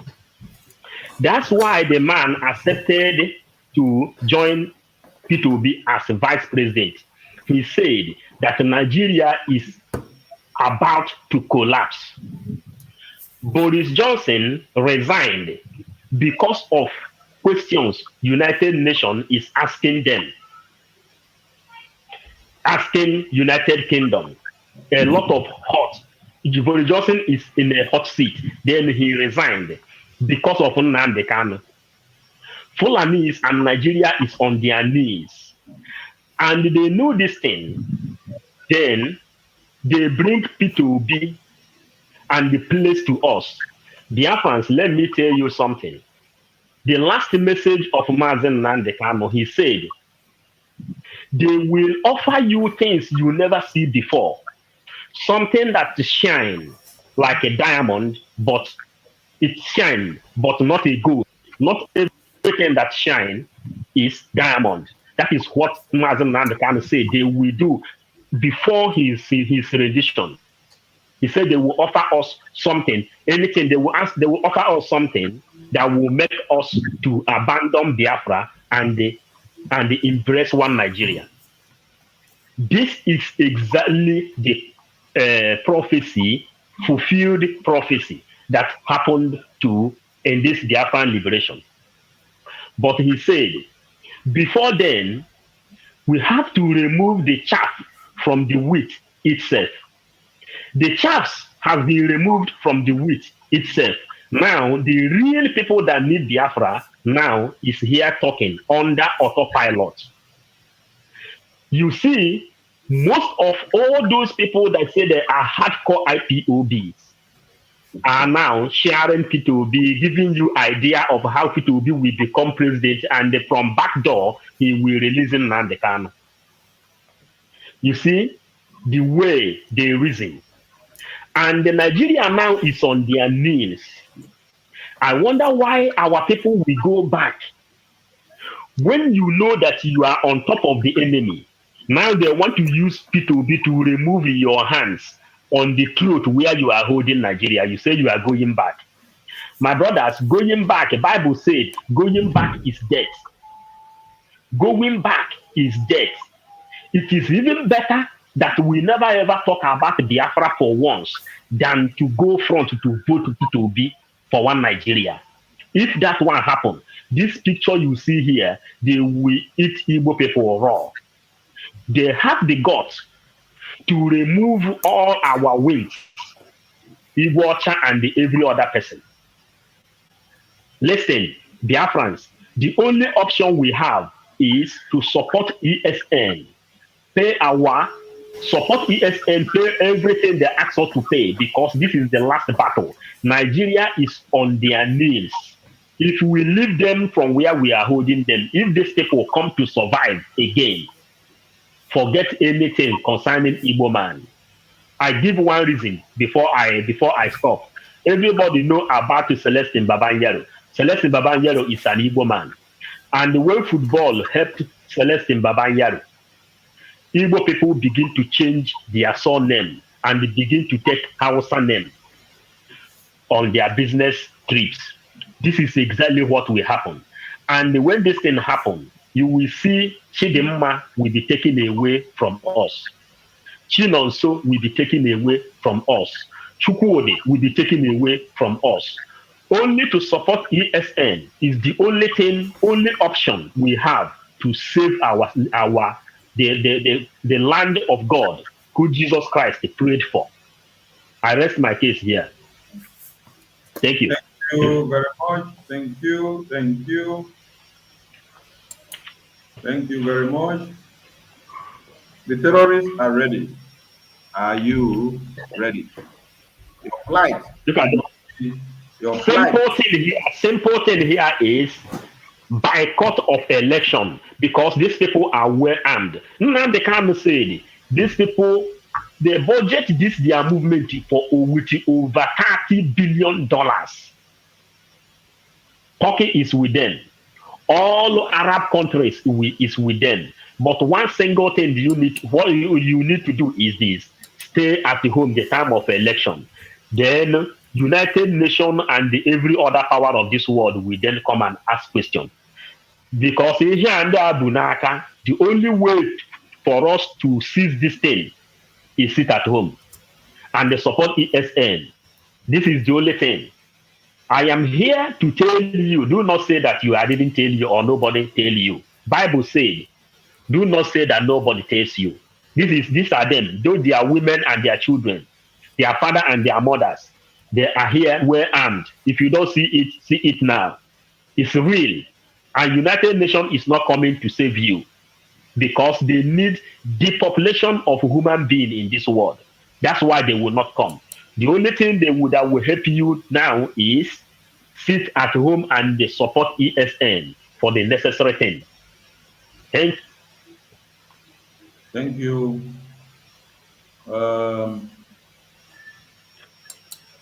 Mazzy 247 is yours now. Talk on yes. ESN and the need to secure yourself in your community, please. Yes, Sonny, thank you very much. I think we should be running because Mazzy don't come line. So we should run and join or conclude. So now, I don't know what people want here again. If you don't want to join this power, this force, this struggle, what would they do now? I wonder what you want. You look at this picture you are seeing. Hold on. Somebody said Simon is live. We know that Simon just started, so we are going to stream him here. So wherever you are, stay fast.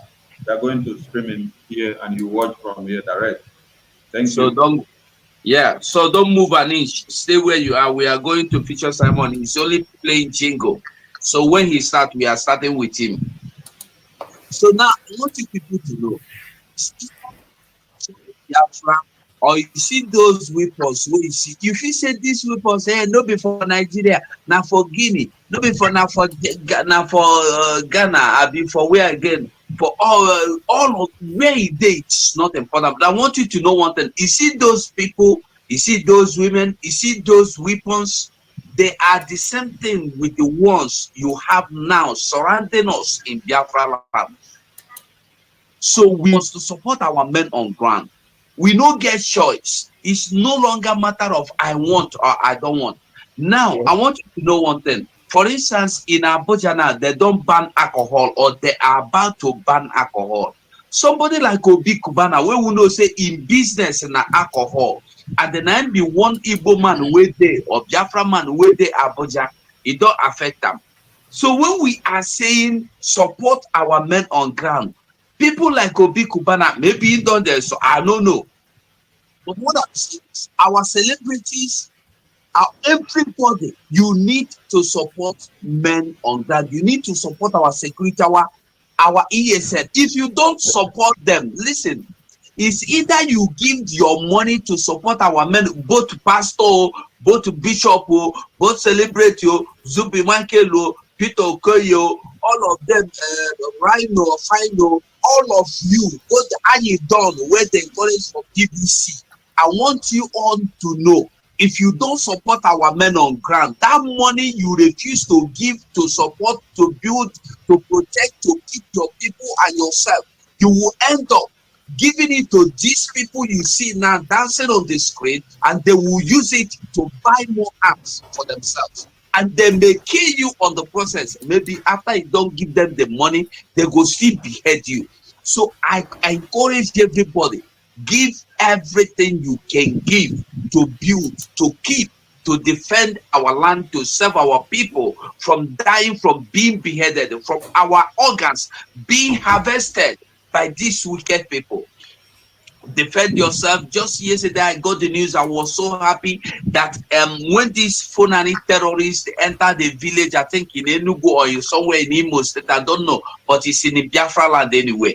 When they entered the first house they approached to attack, they stabbed the man, and the wife came out with the weapon she had already prepared, and they smashed the head of the first Fulani.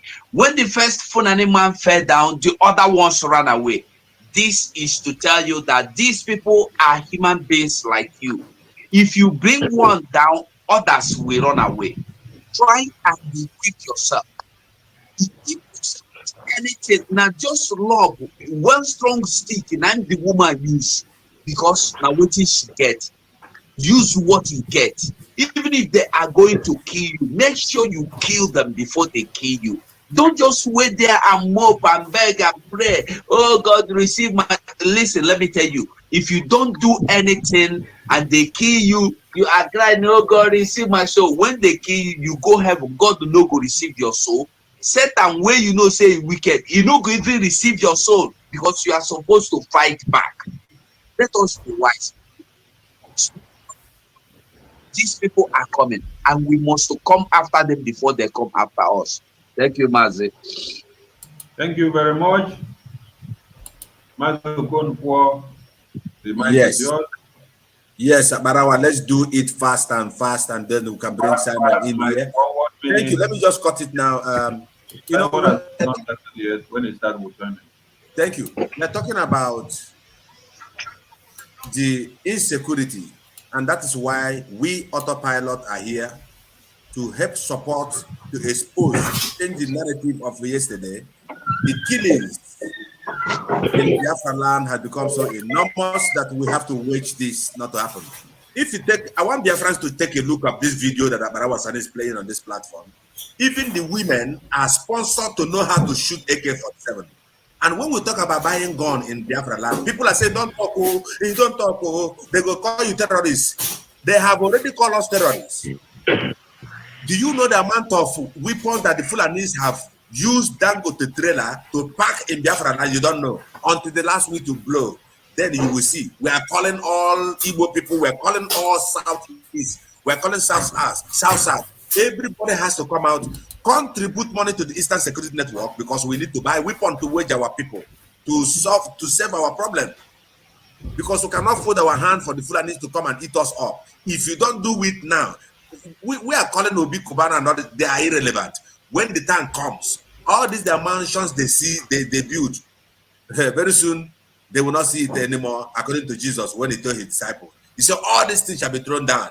Sponsor Eastern Security Network. Our fundraising is coming up. We want men and women to come out. From 1 cent to 10,000 is what we demand for you. Please be formidable, and we must sponsor this this process. Thank you, God. God bless you, my brother Sonny, and all the rest of us here. God bless. Thank you very much. We are going to join Simon as soon as it starts. So if you're watching, just stand by, because we are all connected. Matthew Dimkemwa, please speak on Eastern Security Network fundraising and the need for the men on ground individually to rise up to defend themselves in whichever way possible. Yeah, thank you very much, Biafrans, for watching. As you are watching, endeavor to share the program so that other people can be able to participate in what we are doing. That is exactly what we are supposed to do, to defend ourselves. Number one, to fund the Eastern Security Network in every which way that you can. That is why IPOB Autopilot are creating groups, advocating for people, no matter how much you have, if you can be able to afford $5, if that what you have, $10, put it together, because on the 16th of this month, we are going to have a fundraising. Then you see that this money comes from social group to be recorded. And so also in the 1,000 Men and Women Forum Telegram, which about our Sonny and Madam Ifi Onwubiko are one of the people who are in charge of that particular forum. Put up your $100 or $50, because there is exactly where you're going to have the accountability and transparency on how our men are feeling. Even infiltrators, they are even welcome to come and pay their $100 to see how we are taking care of our gallant men, things that have never happened before. That has never happened before ever since this struggle had begun. And now it is time for us to tell them that we are whiter than white and whiter than snow. Just like as one of my comrades said, that the people that you see here are the people who are so desperate to make sure that Biafra is restored on our time. And the numbers to call, Madam Ifi Onwubiko, plus 3538 520 7060. I repeat, plus 3538 520 70670. And about our Sonny, his number is plus 238 923 4541. These are the number to participate in the 1,000 men and women, even 1 million, because Biafra, we are over 60, 70 to 80 million Biafrans. And we must, including those one who are millionaires that my brother mentioned, the Obi Kubana and the rest of them, they must support. And go to www.ipobinusa.org/donate. There is a space of $10,000 there, space of 5,000, depending how much you have, so that we can be able to defend and also to defend yourself. Thank you very much. Thank you, thank you, thank you. Your security is in your hands. All of you from wherever you are in Biafra land, you have to start being your police in your community. Form a defense mechanism in your community. All the youth in your community come together and plan on how you can defend yourself when there is an attack. Now, do not forget one thing. This is Mazi Paul Owubiko. Follow him on YouTube and on Facebook. This is Mazi247. Follow him on Facebook and on YouTube. This is Mazi Okonkwo. Follow him on Facebook and on YouTube. This is Mazi Odimkemwa. Follow him on Facebook and on YouTube. And then my crazy self, follow me on Facebook and on YouTube. The YouTube channel is right here on the top right corner of the screen. Just type that on YouTube and then you will find us. Please hit the subscribe button so that we can be able to get you all on wherever we come live. So we are going to join Simon from here. It's been a wonderful one, and we've covered a lot of issues. The awareness must continue so that people will understand what is actually happening, so that they will not sleep while their communities will be taken over. So, all right.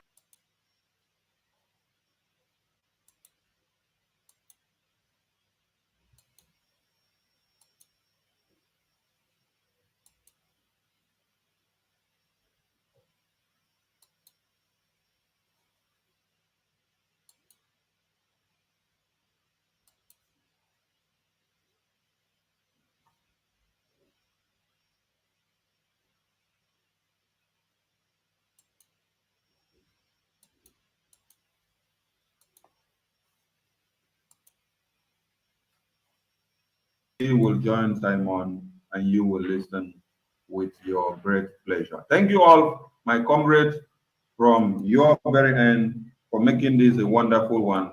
Ndewo Muchineke from here. I might be going out from the studio, but I will try to monitor the studio because I have another meeting to attend while this broadcast is still going on. So my comrades, you guys can keep the studio warm. But when the broadcast is off, maybe I will switch it off remotely from my location. Thank you very much for listening. Ndewo, I salute you all. This is a conspiracy. This is a serious conspiracy. Why? Because, you know, on the 24th of March, which is on Thursday, that the kidnappers started this operation, the network of the entire axis of western part of, Giwa, that is on the ceased. So, you know, they couldn't even call for help at the right time because the network has ceased. So what does that mean? That means it's a conspiracy. Turji, the head of kidnappers, who is resident in Zamfara, has came out social media, has claimed responsibility for hundreds of lives, that have been killed, and yet nothing has been done to him. Which kind of governless country are we in? Life in Nigeria, in northern Nigeria, particularly, most especially in Giwa local government, is becoming poor, brutish, nasty, and short. Life is becoming uncertain. Which kind of situation is this? I am calling on well-meaning individuals who can speak, whose voice can be heard, to rise up and speak against this evil. This is evil, and this evil will consume everyone eventually if we keep quiet. If you think you are in the city, if you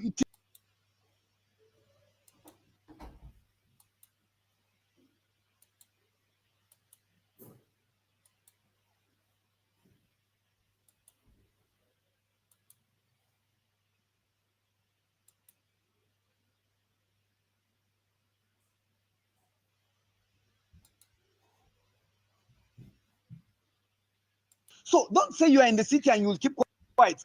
And even if you think you are safe, what about your relations? What about your relations that are in the villages? So let's come out and talk against this evil, and not just talk, but act against this evil. Those that have access to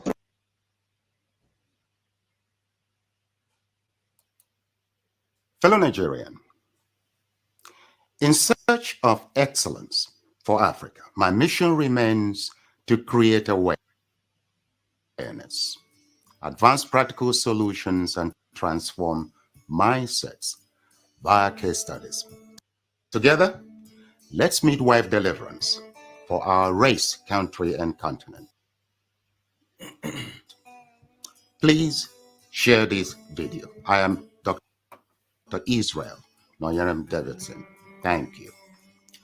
In 2001, US-led forces overthrew a Taliban-led Afghan government following the 9/11 attacks led by the Al-Qaeda leader Osama bin Laden. For the next 20 years, the US and allies enforced democratic ideals, built up Afghan security forces, and provided operational air cover. The Taliban continued to attack. Now, eventually, under President Trump, the US promised to pull out if Taliban agreed to stop attacks and hosting terrorist groups. Today, the Taliban militants have declared Islamic Emirate of Afghanistan and overrun most of the country at lightning speed with little or no resistance from the 300,000 US-trained and heavily equipped Afghan forces. US general could not believe an army could crumble at that rate. I did not, nor did anyone else, see a collapse of an army that size in 11 days. There'll be many postmortems on this topic, but right now is not that time. It is believed the Afghan soldiers, though diehards, had unquestioned. The south and middle belt of Nigeria should wake up with urgency. The Afghan situation is cooking fast in Nigeria today. Afghanistan is #1 on global terrorist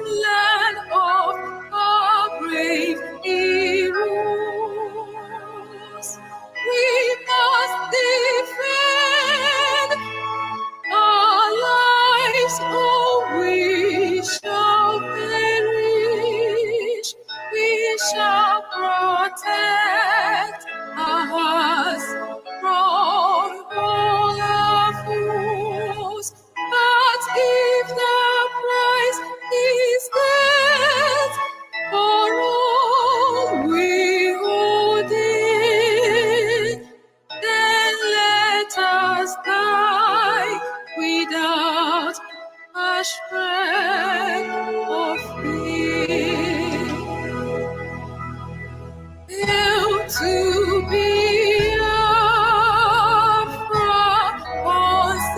consecrated nation, oh fatherland, this be our solemn pledge. Defending thee shall be our dedication. Spilling our blood, we'll count our privilege. The way that which emboldens the free shall always be our flag of liberty. But there is one thing I want all of us to understand this very evening.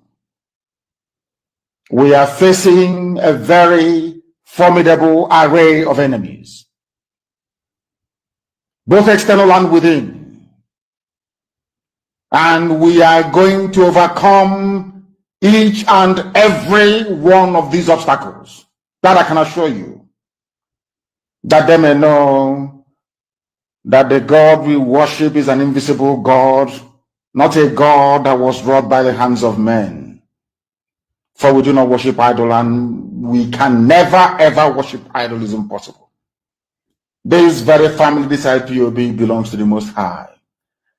And that is how it's going to be until Biafra comes and beyond to eternity. This evening, I want to place it on record that our enemies are intensifying their attack against us from every corner. I am not saying this as lamentation or complaint. I am only trying to prepare our people for what is to come. You are being prepared for what is to come. The time has come to separate the chaff from the wheat itself. Our march is very, very near. The enemies are trembling, they are quaking, they are doing all they can to try to stop us. But they have failed very woefully, and they will continue to fail. But I want to tell you that we are getting attacks from everywhere all over the world. And very soon, they will buy over some of you. Some of you, they will buy some of you over. The spirit of Oba Biasika and Ifajuna are still in some of you. When the time comes, they will buy you over. I am not doing this program tonight to ask all of you to be strong. I am doing it to remind you, not that if they succeed in buying you over, you're not going to stop what we're doing. You can't. You cannot. Not in a trillion years. But I need you to appreciate one very simple fact. That at the end of this very race, everybody will testify that indeed Chukwukika Abiyama, the same God of Israel, of Abraham, Isaac, and Jacob, the same God of Ehiri in Aguleri, the same God of Umweri, the same God of Ora-Eri, the same God of Owe-Eri, the same God of Arochukwu. Not to be nobody, the true God, one true God. You will know that indeed, not only is he omnipotent, that same God is the owner of this very agitation. No human being can stop it. We have enemies, and we need to be very, very careful, both within and without. Very, very careful. The next 2 weeks will be very pivotal. Next 2 weeks will be very, very important in the life, or should I say, in this very mission that we have embarked upon. The devil will do everything. And you are going to watch spectacularly how we are going to destroy and shame the enemy. That at the end, every glory and adoration will belong to God and not to man. Now let us go and tell you what is happening that some of you do not understand. I want those of you who are hardcore, those who were chosen before you were born, There were some people who were chosen before they were born to agitate for Biafra restoration. This is a message for you. Those who, from their mother's womb, they were born to do this very work. You must be very, very strong. Because Biafra will open the eyes of black people all over the world. Because Biafra will mean that blacks from America, blacks from the Caribbean, from Southern America, they will all flood into Africa. It will be like the time that Yeshua was born. Biafra is like a light, a beacon. They will follow it. They will say, let us go and see what is happening there.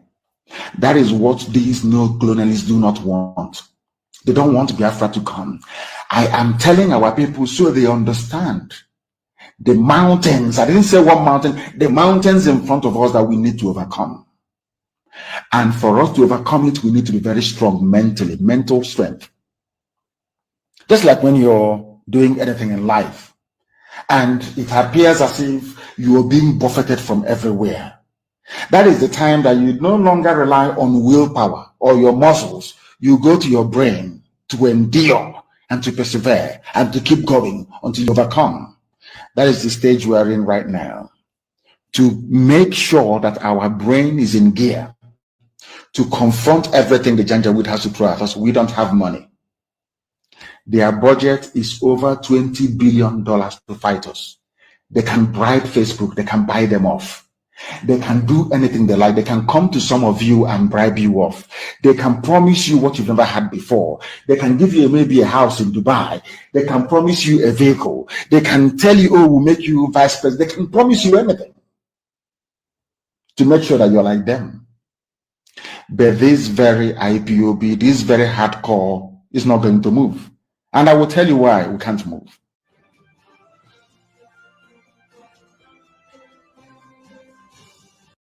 You must listen to her. Of course, you must go and listen to Simon Ekpa, who is doing a very fantastic job.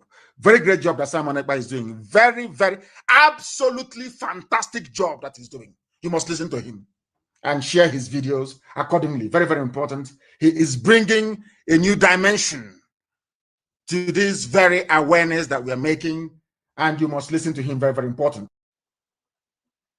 Good evening, good morning, good afternoon. Welcome to the program today, 9th day of July 2002, and we continue again the awareness of Biafra liberation, the Biafra exit from the evil entity called Nigeria. Today, we have come to expose those who are ignorantly believing that any election is going to take place. We are now focusing on those outside Biafra land because election can never take place in Biafra territory. But we want to educate those who are somewhere. All right, we're going to refresh one moment. Sorry about that.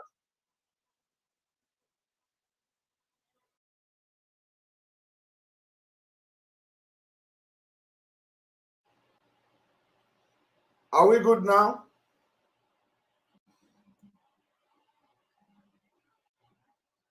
Are we good now? Are we good now? I think we are good to go. Right? Are we good now? Are we good now? I think we are good to go. Right? Are we good now? We are good to go? All right, thank you very much. All right, so we are good to go. So we have just come today to educate some of you who are residing outside Biafra land, because Biafra have decided that election can never take place in Biafra land unless election that has to do with a decision whether we are going to still be part of Nigeria or not, and it is called referendum or plebiscite. So it is to expose the Fulani cabals that IPOB have gone to align himself with. So all these shenanigans that has been going on, we have come to expose how corrupt the P2B allies and the running mates. The running mate of P2B and everything that P2B have to offer in his so-called presidential ambition, how corrupt they are. And apart from the fact that we have been able to prove to you that the man whose P2B chose as a running mate, we are not talking about the election because we are only trying to prove to you that the presence of P2B is not to contest election in Nigeria. It's not to contest and win. Draw Biafra. Biafra to say Biafra participated.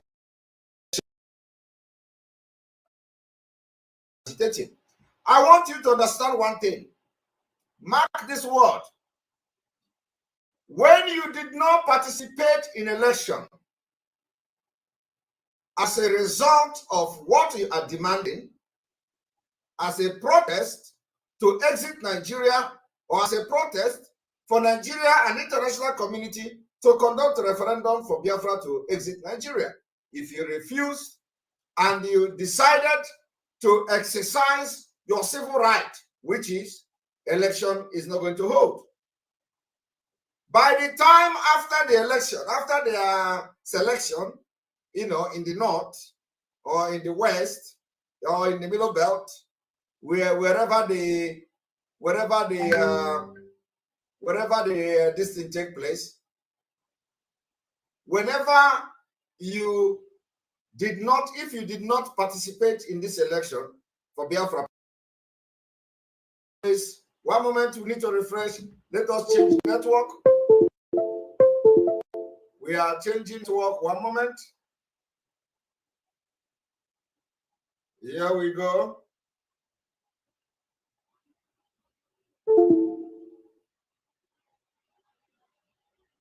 Right, we need to change network so we can have a stable broadcast today. So one moment.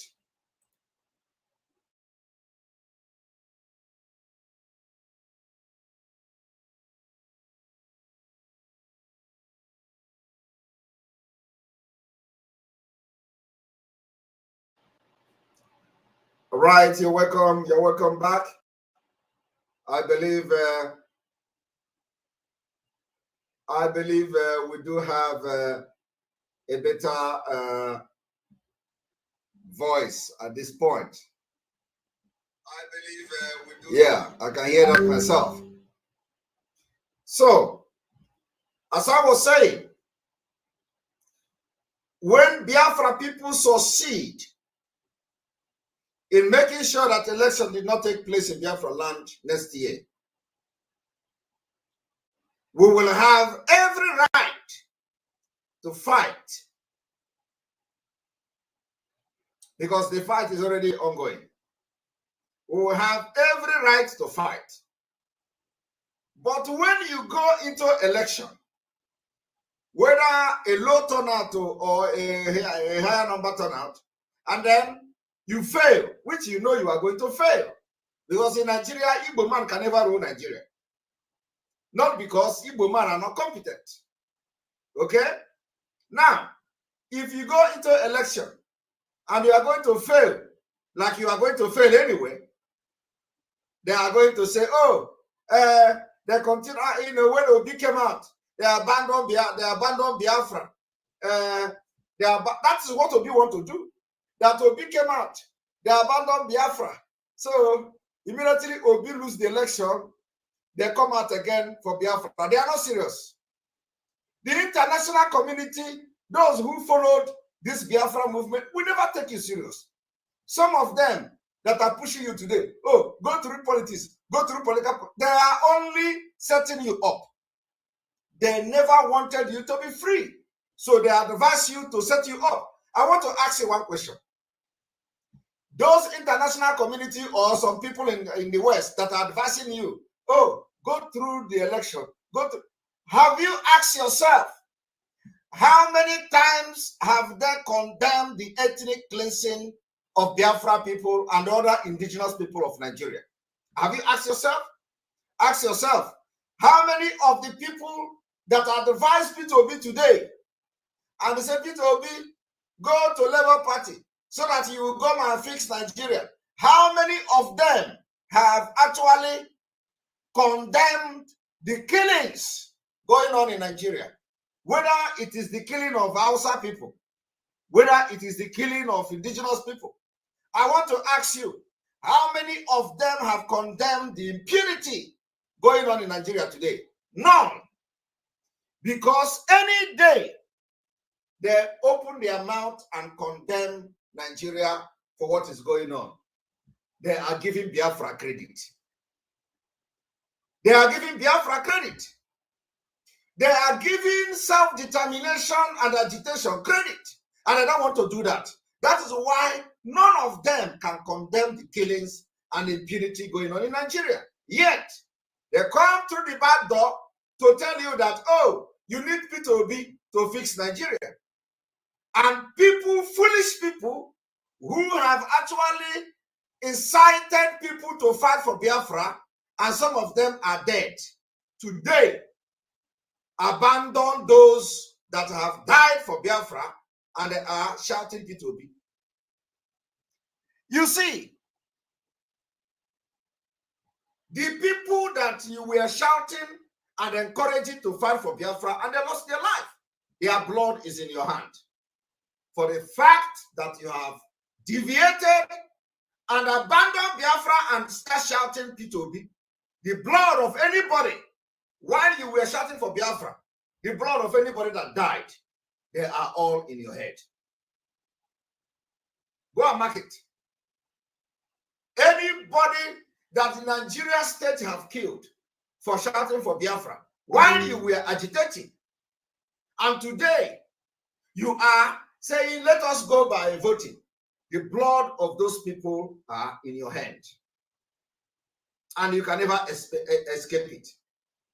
So why should somebody who claim now that you are going to have a solution will come and say, let P2B go and solve Nigeria problem? Now, why are we here today? We are here to expose P2B cabals, Fulani cabals, corruption run in their blood. I want you to understand that I said Nigeria breed criminals. P2B alliance, P2B have proven that indeed Nigeria breed criminals. And I'm going to prove it to you today. When we come here, we come with a proof. We don't just come here to make mouth. We don't come here to accuse anybody. Okay? Now, I want all of you to follow me to a journey of P2B's presidential running mate. P2B presidential running mate, we have proven to you he is originally not a Nigerian. He is from Fulani, Mauritania. And this Fulani, Mauritania Fulani are the most deadly one. These are the one that will shoot bullet, like 10 bullets in the head of a dying military man. You remember when they attacked the prison, the video came out, and the military man was lying down. They shot him and shot him and shot him, and then they went back and shot his buttocks, and they shot. These are Fulani from Mauritania. They are very heartless. So P2B running mate today is originally from Mauritania. It has a blood of the blood of Mauritanian is running in him. The blood of the Fulanis that are killing our people is running in him. The only difference is that he went to school and he gets education. But let me tell you, that he went to school does not mean that he is not going to defend Islamic jurisprudence. That he went to school does not mean that he's going to condemn those that killed Deborah for blasphemy. That he went to school does not mean that he has not called for the death and the killing of those of you who are homosexuals and the lesbians. Like people like all this, what is the name again? What is the name of this one that is dressing like a woman? What is the name? This one, that one too, may even be ignorantly shouting Peter Obi. He didn't know that the running mate of Peter Obi have called for his death. What is the name? The one that dressed like a woman. What is the name of that guy? The Yoruba guy. What is the name of the guy? What is the name of the guy that dressed like a woman? What is the name again? Bobrisky. Thank you very much. Bobrisky. Obirisky or something. That guy may even be one of those now that is shouting Obi Obi. And little did he know that Obi running mate is an Islamist fundamentalist. And he said anybody that engaged in a homosexual activity or whatever should be killed. And I'm going to play the video. And some of these people who are supporting this Obi, most of them, if they are loving men or loving women, they will all be dead. I want you to understand. So what a problem today is that Sowore went and contested for president of Nigeria. He lost woefully. After losing the presidential election, he came back and started fighting, take it back. What are you going to take back? That is why they are handling Sowore ruthlessly. And nobody will take that. If you look at the profile of Sowore before he become all these things, before you see what is going on now, the Sowore profile was going high, even amongst Nigerians. When Sowore confronted the minister in New York or in America somewhere in town hall meeting, Sowore's profile was going higher amongst Nigerians. He facilitated using media power to push APC, Buhari. And then he came back and went into election to contest against that government he brought to power. They dealt with him. He turned around and started shouting, take it back. That is why they are handling Sowore ruthlessly. That today, Sowore cannot travel out of Abuja. And when you talk, if Sowore talk, they say, go and sit down. It's because he contested the election and he lost the election. So he want to start to truncate the government. He want to take over government by force. He contested and lost. He contested and lose. He contested and nobody voted him. Look at, he don't even have anybody following him. They rubbish Sowore. That is why nobody, not even the international community, will take Sowore serious. Because he went into that election and they dealt with him. Anytime Nigeria and the British, they are luring you to go into election, know that your end is in the front. They have planned your end. Because you are going to lose and they are going to use it against you. So now, Obi is now dragging Igbo name as a presidential candidate. And where he go, all these idiots that are supporting him, when they go and they, and nobody vote Obi, they will come back. They will say, even in his own land, they voted against him. Like you see the governors, governor of Ebonyi State, governor of Imo State, even governor of Enugu State, all of them, Rivers, all of them are not going to vote Obi. Do you understand? They are not going, there is no way, there is nothing in this life that Obi is going to win in Rivers State. There is nothing in this life Obi is going to win in Imo State. There is nothing in this life. I am telling you what the governors have vowed. Or in Ebonyi State, even in Enugu State.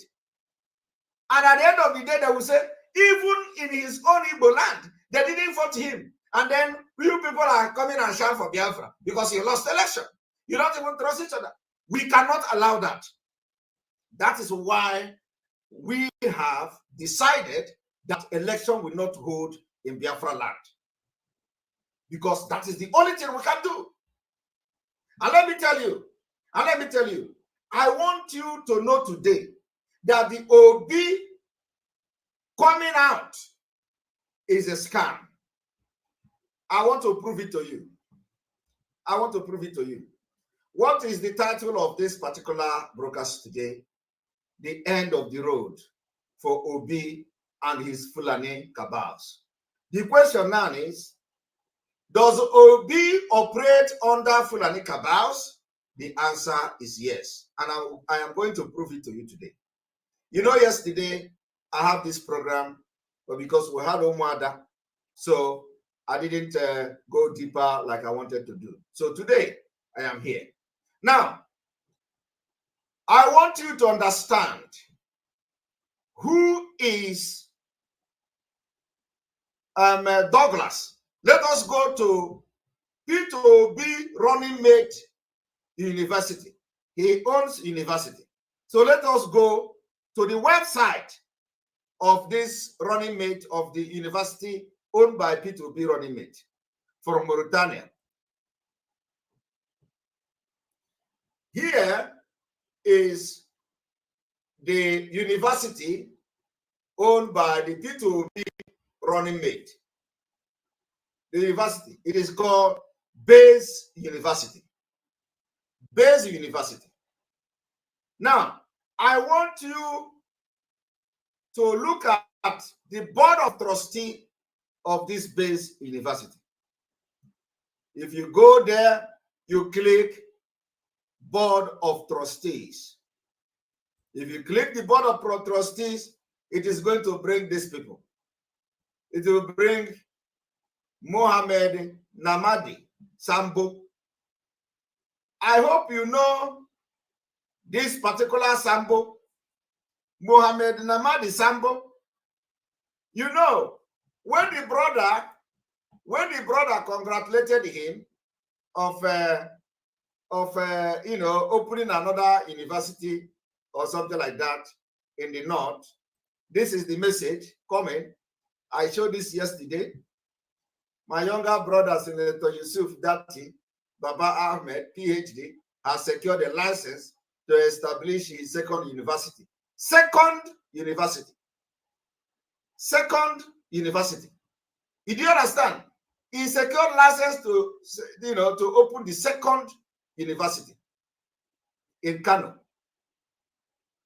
And they call it Baba Ahmed University.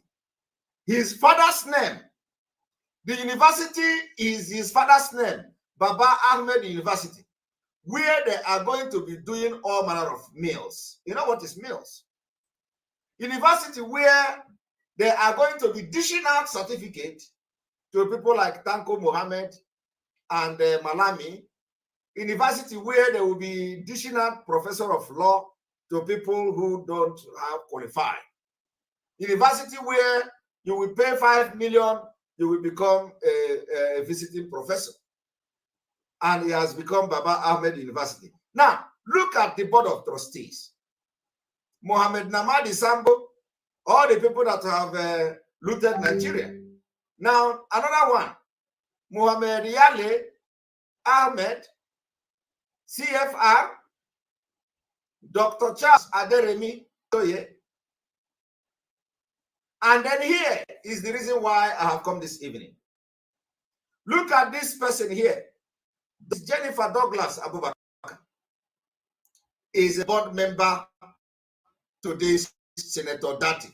Senator Dati is here. This is the P2B running mate. Senator Dati Baba Ahmed, PhD. Now, you have Professor Joy Uche Angela Ogu, OFR. I'm not talking about her. But I want you to pay attention to this particular lady here. She is the ex-wife to Atiku Abubakar. I don't know whether she's still married with Atiku or they are really ex. This is Dr. Mrs. Jennifer Douglas Abubakar. Now, what is this Abubakar? This is what, do not tell me that it is she is the one doing this and that. No. Fulani lured her into corruption and money laundering. Now, this woman you see here, Dr. Mrs. Jennifer, I want you to look at the profile. The profile read.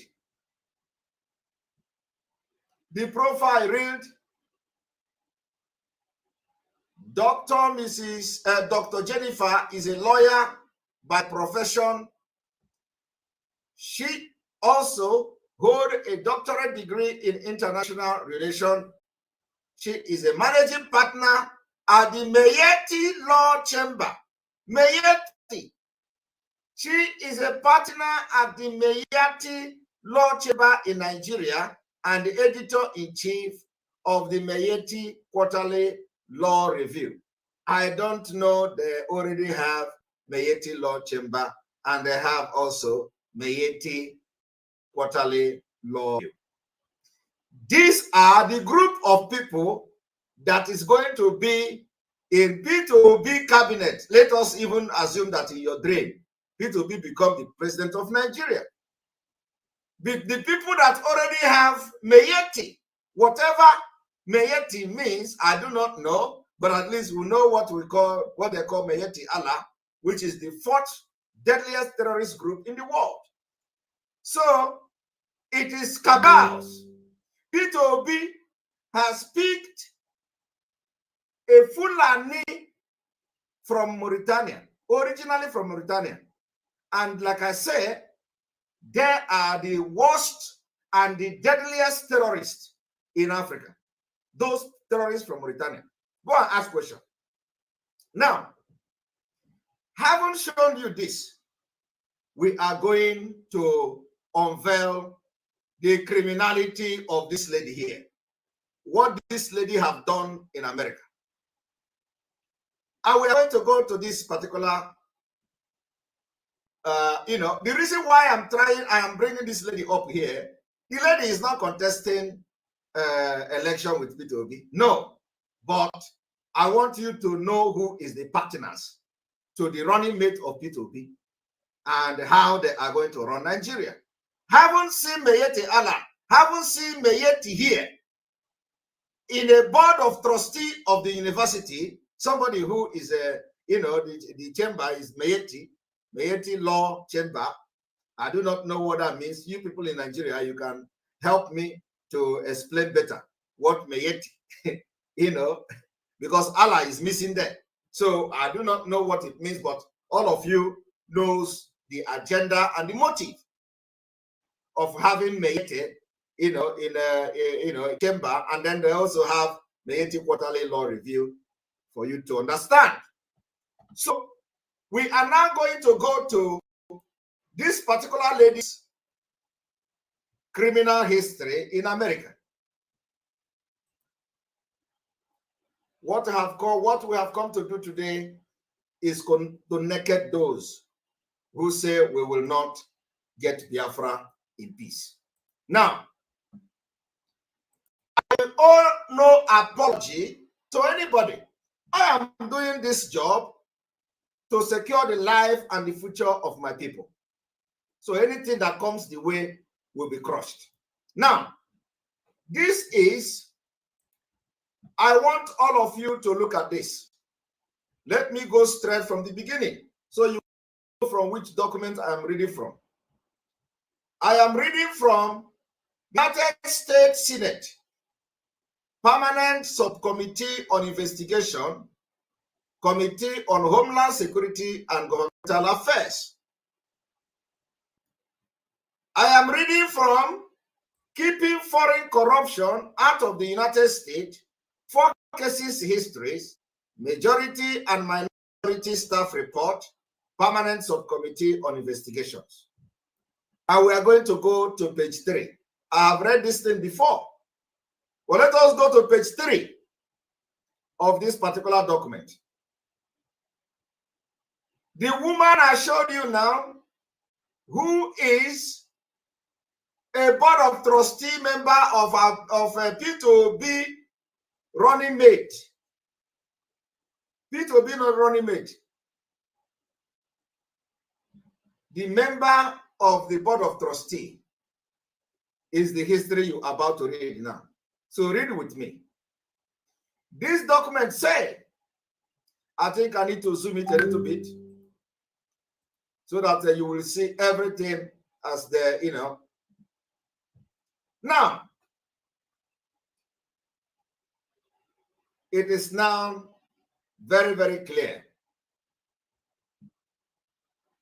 Abubakar case history. from 2000 to 2008. Jennifer Douglas. Jennifer Douglas is the woman you just saw now as a board of trustee to this article's P2B's running mate. Jennifer Douglas, a U.S. citizen and the fourth wife of Atiku Abubakar, former vice president and the former candidate for president of Nigeria, helped her husband over $40 million in suspect fund into the United States. Corruption of the highest order. That corruption, that corrupt woman, those who rendered Nigeria useless, those who emptied Nigeria purse, is one of them is a board of trustee to P2B running mate.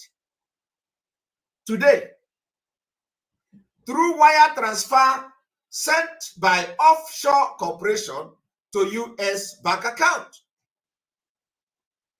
In a 2008 civil complaint, the U.S. Security and Exchange Commission alleged that Ms. Douglas received over $2 million in bribe payment in 2001 and in 2002. This is the history of the people that is going to be running around P2B when he become his delusional president. Are you hearing me? This is the people that will begin to run around P2B because they are both.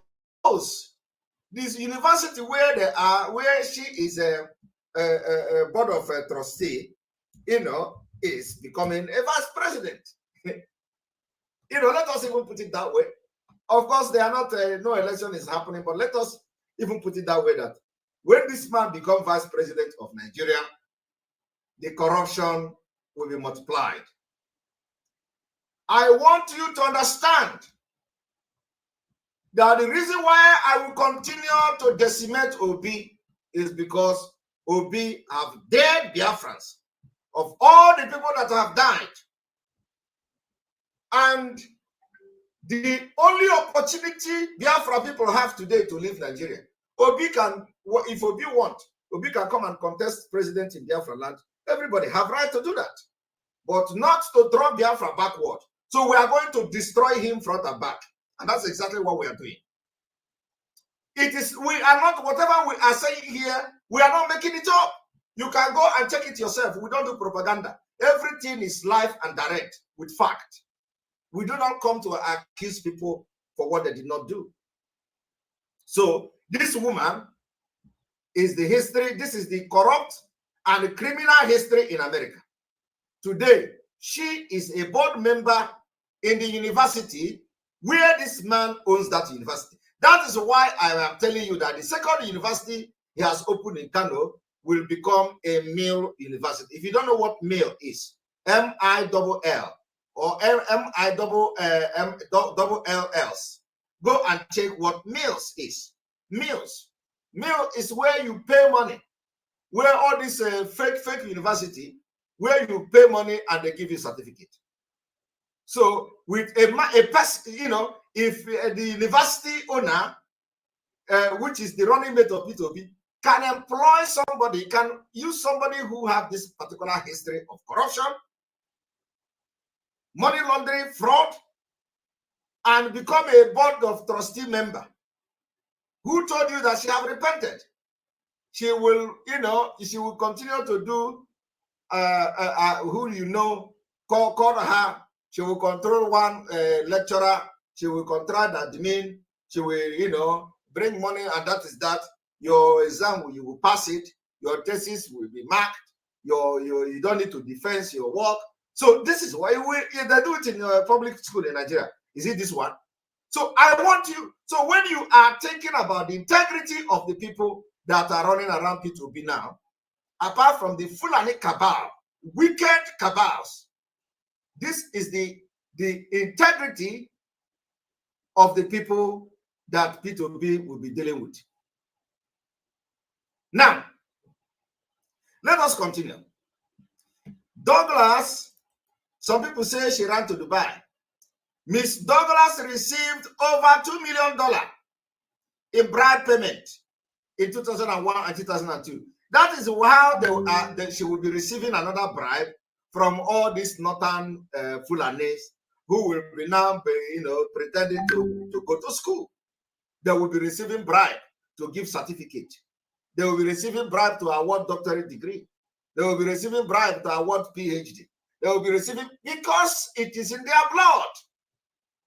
From CMS AG, a major German corporation, while Ms. Douglas denies wrongdoing, CMS has already pleaded guilty to the U.S. criminal charges, settled a civil case related to bribery, and told subcommittee that it sent the payment to one of her U.S. accounts.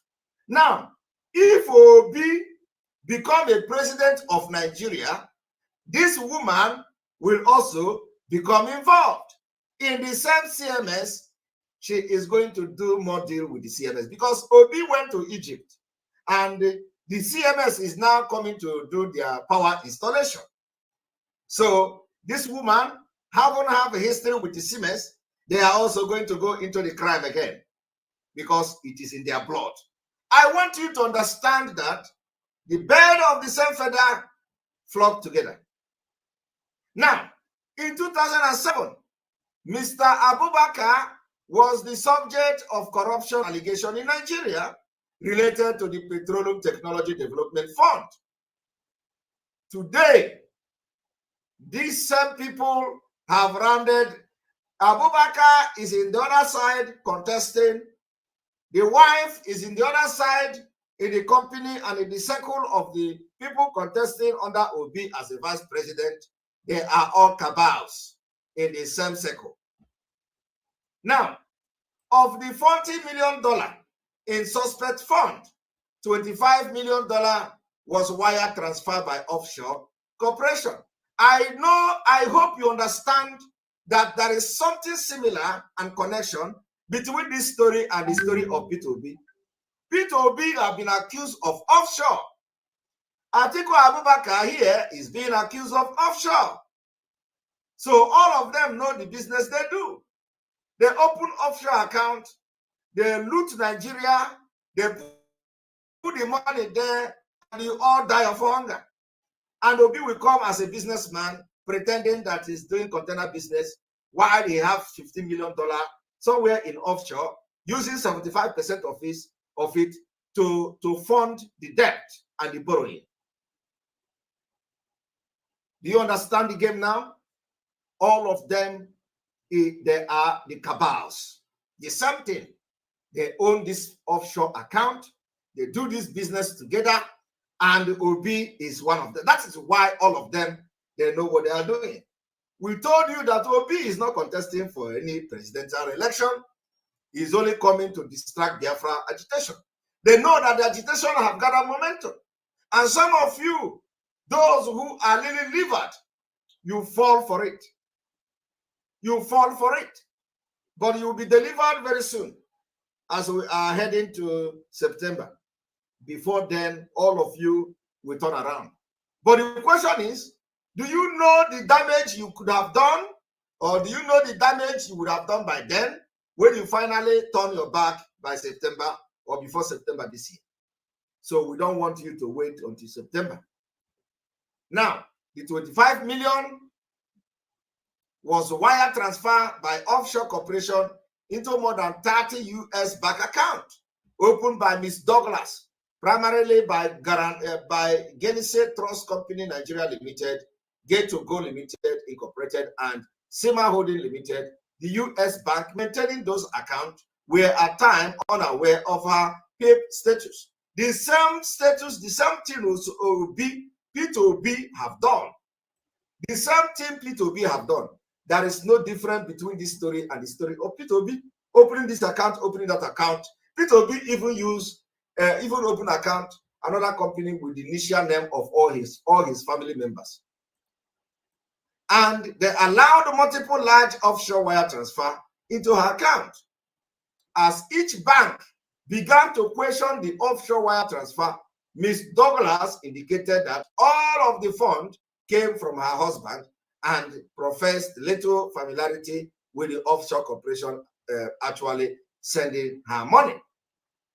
When one bank closed her account due to the offshore wire transfer, her lawyer helped convince other banks to provide a new account.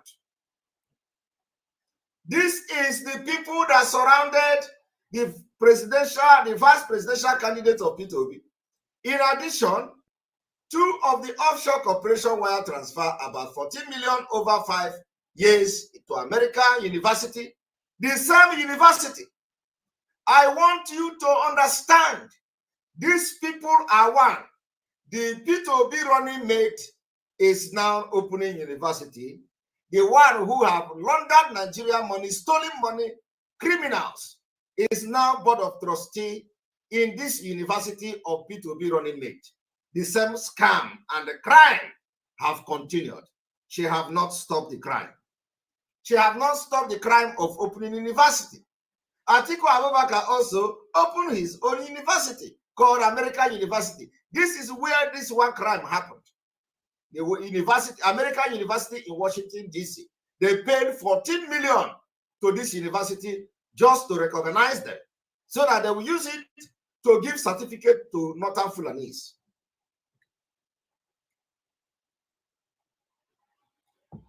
That is why some of them will tell you, if you see doctors speaking and the reasoning, you'll be wondering. All of them are getting their certificate from these schools. And to pay for consulting services related to the development of a Nigerian university founded by Mr. Abubakar Atiku. American University accepted the wire transfer without asking about the identity of the offshore corporation or the source of their fund, because under current law, the university had no legal obligation to inquire. That is how this particular crime have continued. So I believe that you have seen the similarity and the link between P2B, the link between P2B, Atiku Abubakar, and this woman, and the running mate. The link between them is the offshore account. The link between them is this particular university business. The link between them is money laundering. The link between them is corruption, criminality, and what have you. Now, it didn't end here. Let us go back to bring you the picture and the profile of the woman again, so that you will understand what we are talking about. So now, this is again the base university, and we are going to close this one, and you are going to see them here. The base university board of trustee. Base university board of trustee. You see, if you go there to see this is the website. This is the website. Board of trustee. You go there, you are going to see the number one is Sambo. Number two is this, all these Islamist looking people, extremist looking people. And then you come here, you see the government. So the woman, I just read her history now, her criminal record and criminal history now is here. And this man, see her as a right person, you know, to be part of the board of trustee for money laundering, because she have experience in that. If I go to read the history of how this woman squandered millions of dollars, you will run mad. But this is the what is going on. Now, let us now go to Peter Obi.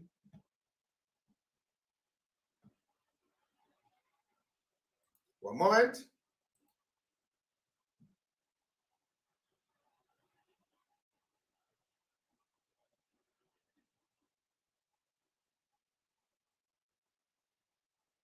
Oh, let us go to the running mate video I want all of you to listen to it. The bill to prohibit same-sex marriage was passed. Although many lawmakers were for the prohibition. If you look at it, for those of you who are homosexual, for the homosexual people, if you are a Nigerian and you are a homosexual, they say this man that is running mate to P2B, if you are a homosexual, he is advocating for your head to be cut off. He say, by death. I want all of you to listen to it. Prohibition of same-sex marriage in Nigeria, some lawmakers disagreed on the punishment clause prescribed in the proposed bill for those who engage in same-sex marriage. This is him. He said same-sex marriage deserves to die.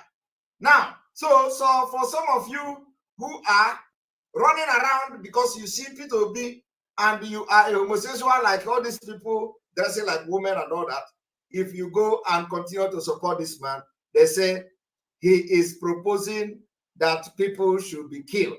You people should be killed in Nigeria. I want you to listen and watch him. Proposed bill for those who engage in same-sex marriage. Actually, such elements in society should be killed. Sex marriage. Actually, such elements in society should be killed. Sex marriage. Actually, such elements in society should be killed. In same-sex marriage. Actually, such elements in society should be killed. Bill for the. He said, such people, such elements in the society should be killed. I will now try to make the voice not to be double. So I want you to listen. Those who engage in same-sex marriage. Actually, such elements in society should be killed. For those who engage in same-sex marriage. Actually, such elements in society should be killed. For those who engage in same-sex marriage. Actually, such elements in society should be killed.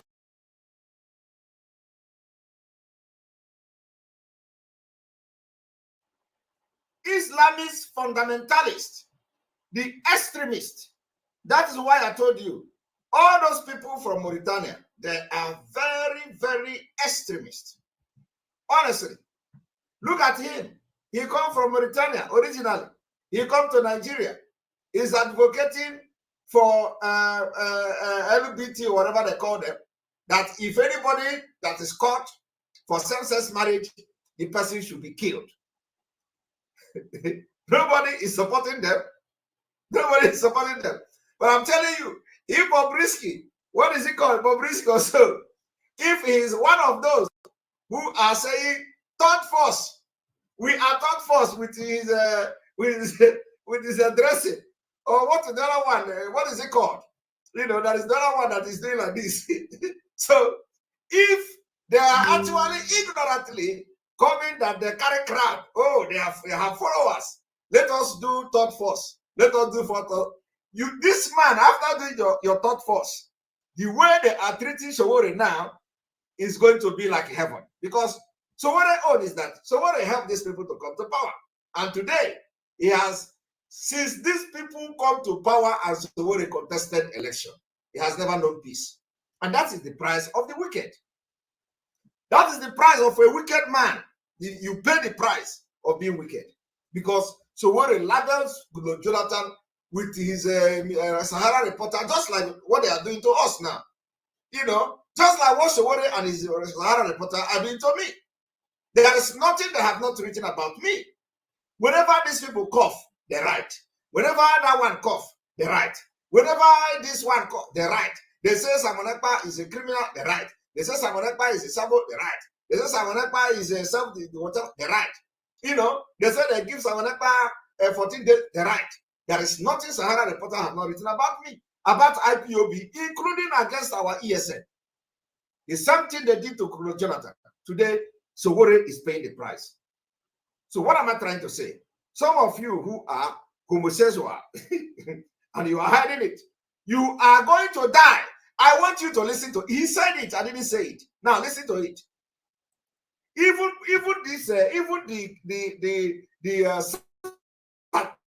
the Satan that you have, they have not said be killed, killed. But look at him. is the standard. Anybody is involved in same-sex marriage should be killed. I didn't say it. Listen to him. In the proposed bill for those who engage in same-sex marriage. Actually, such elements in society should be killed. Who engage in same-sex marriage. Actually, such elements in society should be killed. Who engage in same-sex marriage. Actually, such elements in society should be killed. Who engage in same-sex marriage. Actually, such elements in society should be killed. I think we are right to say we should punish it, but we should not over-punish it. You hear that? Those from the south, they say we should punish them, but we should not over-punish. Why the person that P2B choose as a running mate say they deserve to die? Do you understand? This is what we call the dangerous diversity. And let me tell you, let us assume that okay, this election is happening, and and he become the vice president. You think he's going to listen to P2B? The North will make sure that the law to kill anybody that does that will be implemented. It's just like what they did to Atiku, what happened between Atiku and Obasanjo. Now listen to him again. The bill to prohibit same-sex marriage was passed. Although many lawmakers were for the prohibition of same-sex marriage in Nigeria, some lawmakers disagreed on the punishment clause prescribed in the proposed bill for those who engage in same-sex marriage. Actually, such elements in society should be killed. For those who engage in same-sex marriage. Actually, such elements in society should be killed. I think we are right to say we should punish it, but we should not over-punish. You hear that? We should punish, but we should not over-punish. Why P2B running mate is saying we should kill them? Let me tell you. Remember the same thing Atiku did. Atiku supported killing of Deborah. How do you want to be in a country like that? The person contesting to be president of that PDP have come to say, yes, kill Deborah, kill anybody that blackmailed, that did blasphemy, whether the person is a Muslim or not. Is that the country you want to be part of? Is that the kind of country you want? When civilization have entered, you are having what we call haram. This is exactly what Boko Haram is preaching. And let me tell you today, a lot of you don't know what is going on. Do you know that the attack, the intel we have, the attack in Kuje prison was just a deliberate exchange for the kidnapped Abuja Kaduna victim? Are you aware of that? Are you aware? No, you don't know. Let me tell you people today.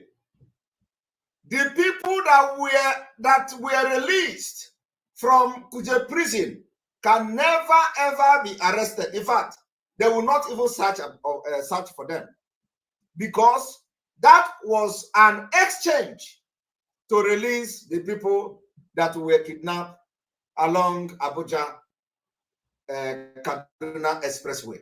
And after that so-called attack, they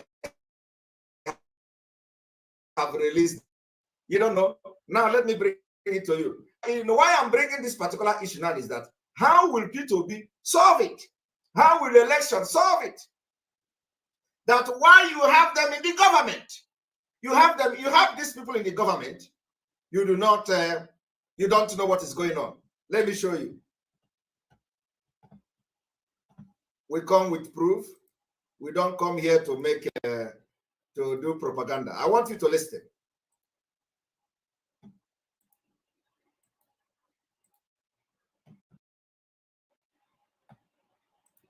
Now, this is the plan between the government and the terrorists.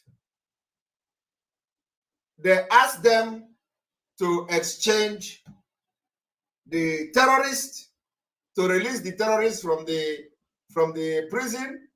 They said no, that it will bring a very big condemnation from international community and all that if they hear that there is a prison swap. So what did they do? They asked them to come and attack the prison, that they are going to remove the military people or the security guard in the prison. They are going to remove the security guard in the prison. So What I'm telling you is intel. They removed the security. That was the reason why you hear the report that the security was posted 24 hours or a few hours before the attack.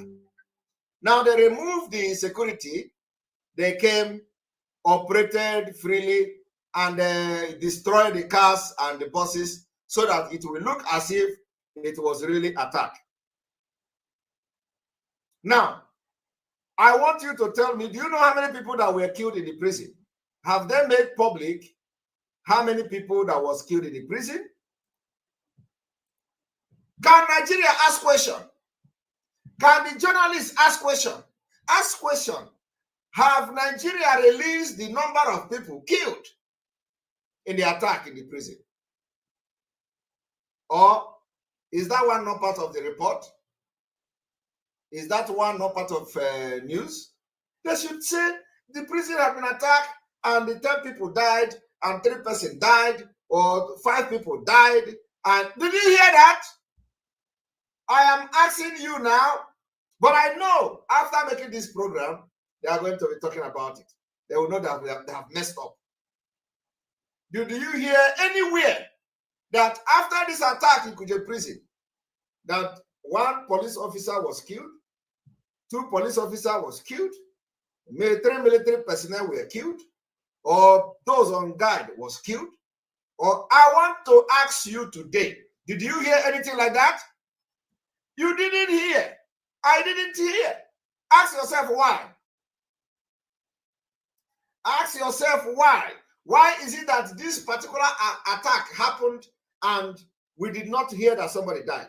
Meanwhile, when they released the video, when the ISWAP released the video of the attack, or we don't know whether it is the attack, but they released the video and people are saying that this is the Abuja attack. We saw that they shot somebody who was lying on the floor.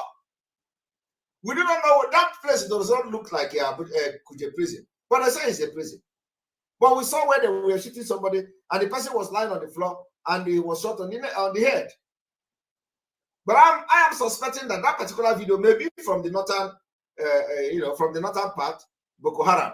So, but I want to ask you today, you that is shouting P2B, do you hear, have you heard where they say that in this Kuje prison attack, 2 persons were injured, 3 persons were injured, 5 persons were injured, they're in the hospital, 10 people killed, and they are deposited their body in the mortuary. Is it not what you normally hear? So how can this attack happen and we didn't hear that? Now, I have told you, it is the arrangement between the Nigeria, between the Fulani controlled government and the Boko Haram ISWAP. So they say, we don't want to release this thing because it will leak. So what you have to do is come. We are going to make sure we neutralize the security there and come do this attack, burn the things, and let it look as if actually attack took place. They came, they did exact that, and they released all the Boko Haram members. And nobody will arrest them again. Today, they have released these particular people that were kidnapped from Abuja Kaduna Expressway. That is the agreement. And they have come to say, Kaduna train attack, terrorists release 7 more kidnapped passengers. And in exchange, 7 persons in exchange to over 100 and something or how many people, Boko Haram, very, very deadly Boko Haram members released. You see it? The story, look at it. 7 more kidnapped passengers of March 28 train attack in Kaduna State have been released by terrorists who attacked the train. This is the exchange that just happened here. Victims were released by their abductors on Saturday after spending over 100 days in captivity. The security agencies are yet to confirm the development, but a member of the negotiating team and media consultant to Kaduna-based Islamic cleric Sheikh Ahmed Gumi Tokumamu told Channel Television that the kidnapped victims were released based on dialogue and negotiation with the terrorists. Are you hearing that? Now, if this is actually the truth, why are the security afraid to talk about the release? Because they know that it is very difficult to convince Nigerians that you negotiated their release. How did you negotiate their release? They're going to ask questions. Although they have stopped asking questions, the channel television and all the media in Nigeria has been caged. Nobody can ask any reasonable question anymore. But if you put a question to the police and, how did you negotiate this release? They will never answer you. But I'm telling you today in this exposition that from the intel available to us was that they have exchanged these prisoners with the people, 7 people that were released. And you ask yourself, they released only 7. Thank you very much. Because they are going to attack more prisons. They are going to attack more prisons, in exchange for other people that are remaining. And that is why a lot of information are coming that they want to attack DSS, the DSS and all that. We're going to see how that is going to happen. Now, it didn't end here. After this attack, you see, I want you to listen to this video. You will understand that a man called Ndume, all of you know who is Ndume. Before we go into bringing Ndume to this particular program, I want you to understand that when we are telling you that terrorists have been recruited into Nigeria Army, into civil defense, into custom, into water, prison water, into all these things, they are all in charge of it. Today, I am going to show you a report that says a prison security was a former Boko Haram member. I wouldn't say former, is so-called a repentant Boko Haram member. Are you aware of that? I want you all this. This is happening in Nigeria. And when we are shouting, some of you don't know. Some of you don't know. I want you to listen to this.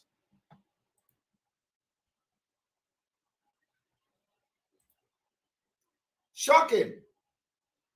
See how ex-Boko Haram fighter become Nigeria prison official. Ex-Boko Haram fighter become Nigeria prison official. Do you see that? It is only in Nigeria. How are you going to solve this problem? How will we know who is the prison officer and who is a terrorist?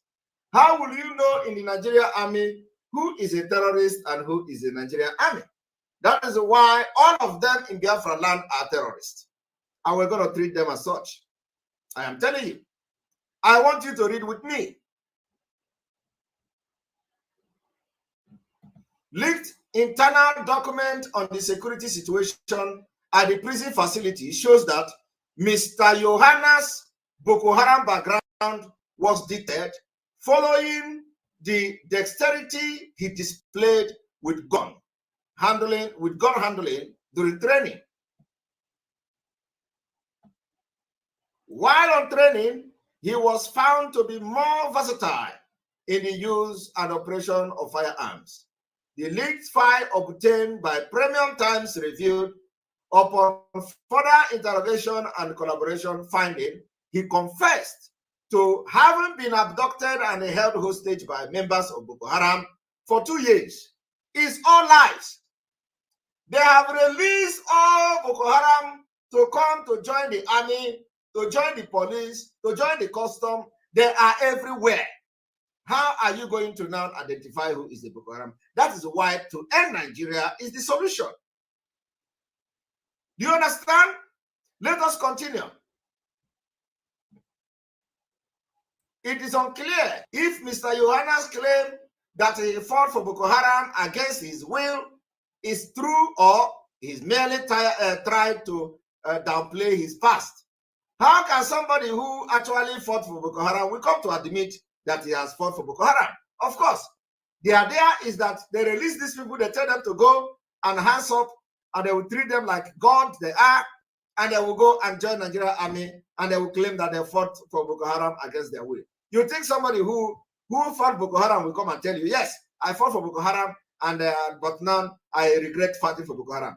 They will always tell you that it was against their will. How do you think a criminal will come, and the criminal and the terrorist will come to admit like that? Now, authorities have so far failed to launch needed inquiry needed to scrutinize the prison official claim and determine his real past. They always fail. They are not interested in hearing that somebody is, that somebody in the agency is a Boko Haram. They don't want to hear that because they know. They don't. I want you to know that anybody you touch today from the Nigerian government, they are not interested when you say somebody is a Boko Haram member in Nigerian army. They are not interested. No. They don't want to hear that because they know.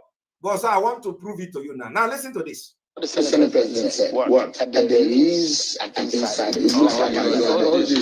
Senate President said that this Kuje prison attack, there is an insider, and Ali Ndume don't want to hear that insider. He said, forget about that. I don't want to talk about insider. I want to talk about the solution. I don't want to, but the solution have to come with the problem of insider. But of course, they don't want the insider. They don't want to hear anything. They want to hear the solution. How are you going to solve it when you cannot solve it from the fundamental? If the people that are doing this thing is insider and they don't want to hear about it, how will you solve it? So I want you to listen and see how they are saying it, they are demonstrating it, they are doing it physically and otherwise. Now listen. The Senate President said, what? And there is an insider. I don't want to get into that. You don't just start speculating with serious business. If there is, say who he is or how. Okay. All I'm saying is that we have a problem with the fundamental purpose of government in this country. The fundamental purpose in the government as stated in the Constitution is security of its citizens. But somebody is telling you that your Senate President, who is privy to some certain information, say that there is an intel, that there is an insider. And then you say you don't want to hear it. Listen. And we're not doing well in that. The earlier we realize that we need to get more people to police, more intelligence, more security. He is talking about more people, more security, so that they will continue to kill and reduce our people. And they will continue to add more Boko Haram into the security agencies, personnel, and the better for us. But we are not doing good in that area. No, I mean, you do not agree with what the Senate President said. Listen, he get angry, sir. This man got angry. He said, why are you talking about Senate President? Am I Senate President? Talk about if this is why he invited me here. If I know that this is what he invited me here to do, I will not come here. I want you to listen. I join me with Senate President. That is his own opinion. If he has an insider and he has the information, why don't you share it with other people? I thought you say we're coming to discuss how do we solve this problem, not what the Senate President says. Are you getting that?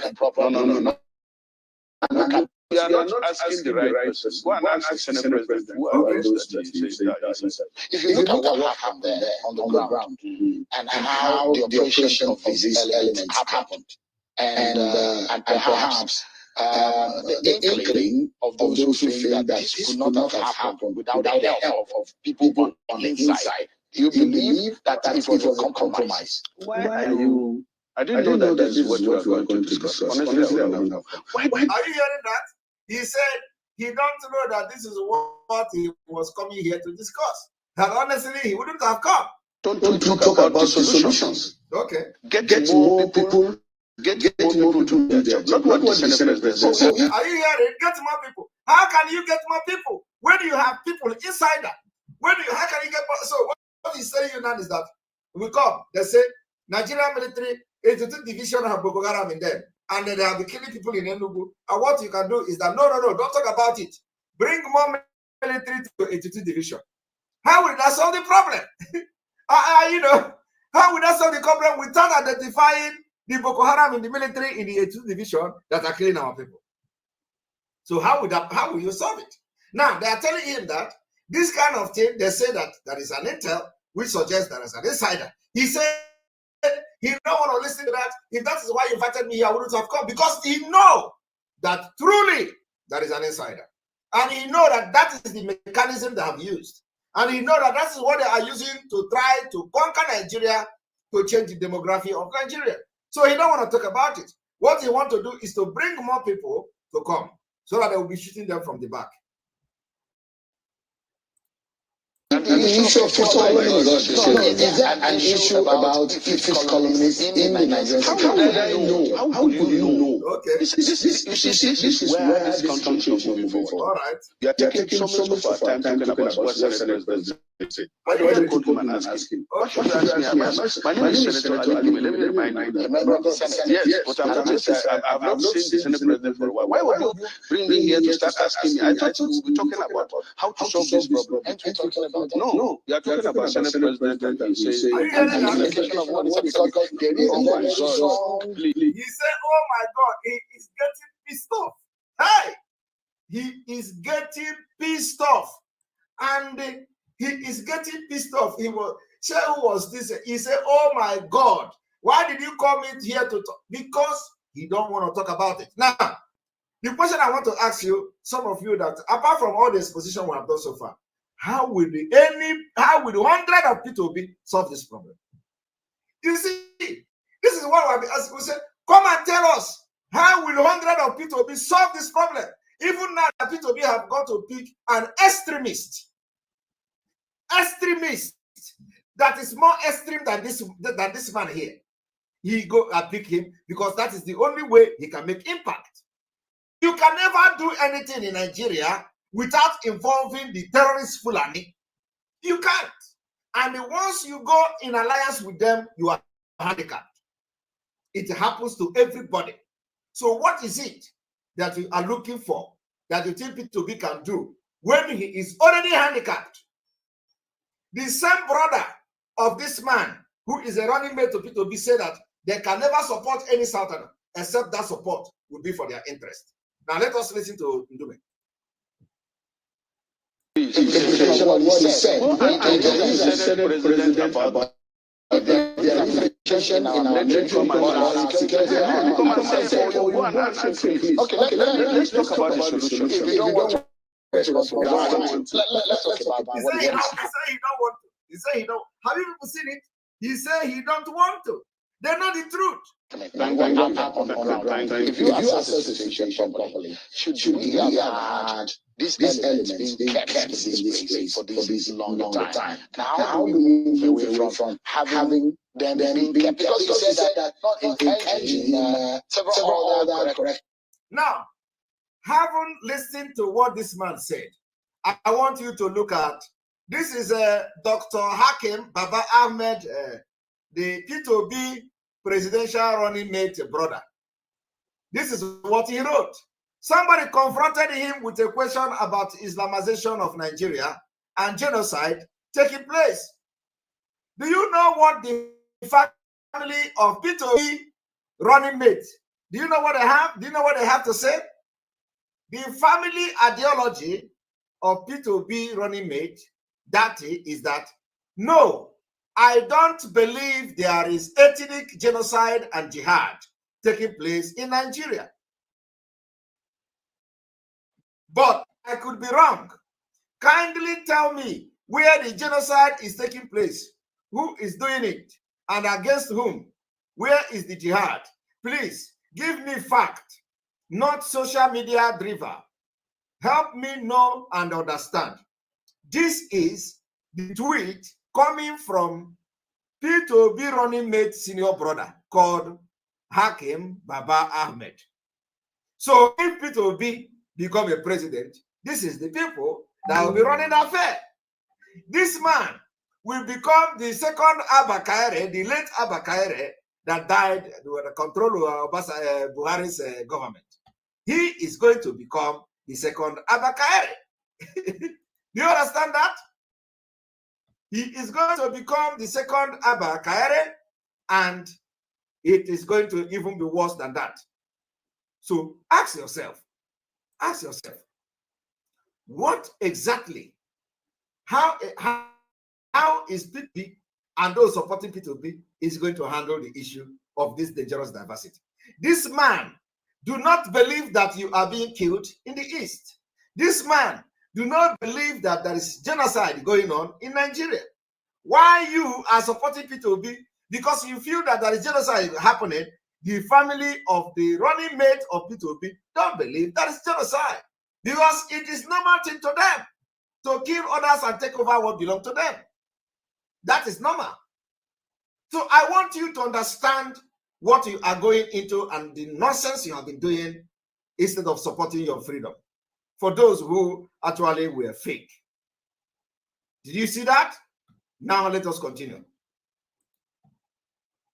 Facility. These guys are being kept there. How did we get there? How do we move away from that? Sure, let me adjust this discussion, please. I'm not here to be lamenting. Okay. I thought I'm here to discuss the solution to this problem, and that is the topic you put across. How can you discuss solution when actually the people are in the government? So before you solve it, you need to root out the people in the government. That's how to solve it. You don't solve it by bringing people on top of them. Why would you come and be talking about lamenting? We have a security problem in this country. The height of it is one that we witnessed for yesterday. What do we do? What we need to do, number one, is to get enough security agents on ground, personnel on ground, in institutions like this, or even areas of public interest. If there were enough soldiers, enough well-equipped, well-trained personnel at that facility, those ragtag boys that came in, even they are not that professionally trained, maybe they have one or not, I'm sure. They are not as trained as the Nigerian police, the Nigerian army. How come they come there? It's because they don't have, that place is not fortified enough. Those places don't have what they need technically, like cameras, like drones, like all things that they can use in order to address this matter. So the Nigerian government, as a matter of urgency, needs to look at other areas. Because it's not the first time. There have been prison breakouts in Edo, and so many areas. But nothing tangible or concrete has been done about it. No steps. When we come, we start. What he is advocating for now is to, thank you very much, Edith Okonkwo. What he's advocating for now is to get more Boko Haram people into the military, into the police, because nobody from the south is going to. You know that the recruitment have dropped, drastically. We have stopped them. So nobody from the south is interested. That is why they are recalling even the retired one. Those they have retired, those they expelled from the military. They are begging them to come back. Who is going to do that? Did you not hear that? Did you not hear that Nigerian military are recalling those they have retired to come and show their skills? They are all collapsed. The security system of Nigeria have collapsed. I am telling you. Now, the people that have retired, though, they are needing their service now. They are bringing them back. And this one is advocating for more recruits because nobody is interested in taking up the job. So those who are going to take the job will be the Boko Haram. And they will send them to East. And they will all die there. Because we will not spare any of them.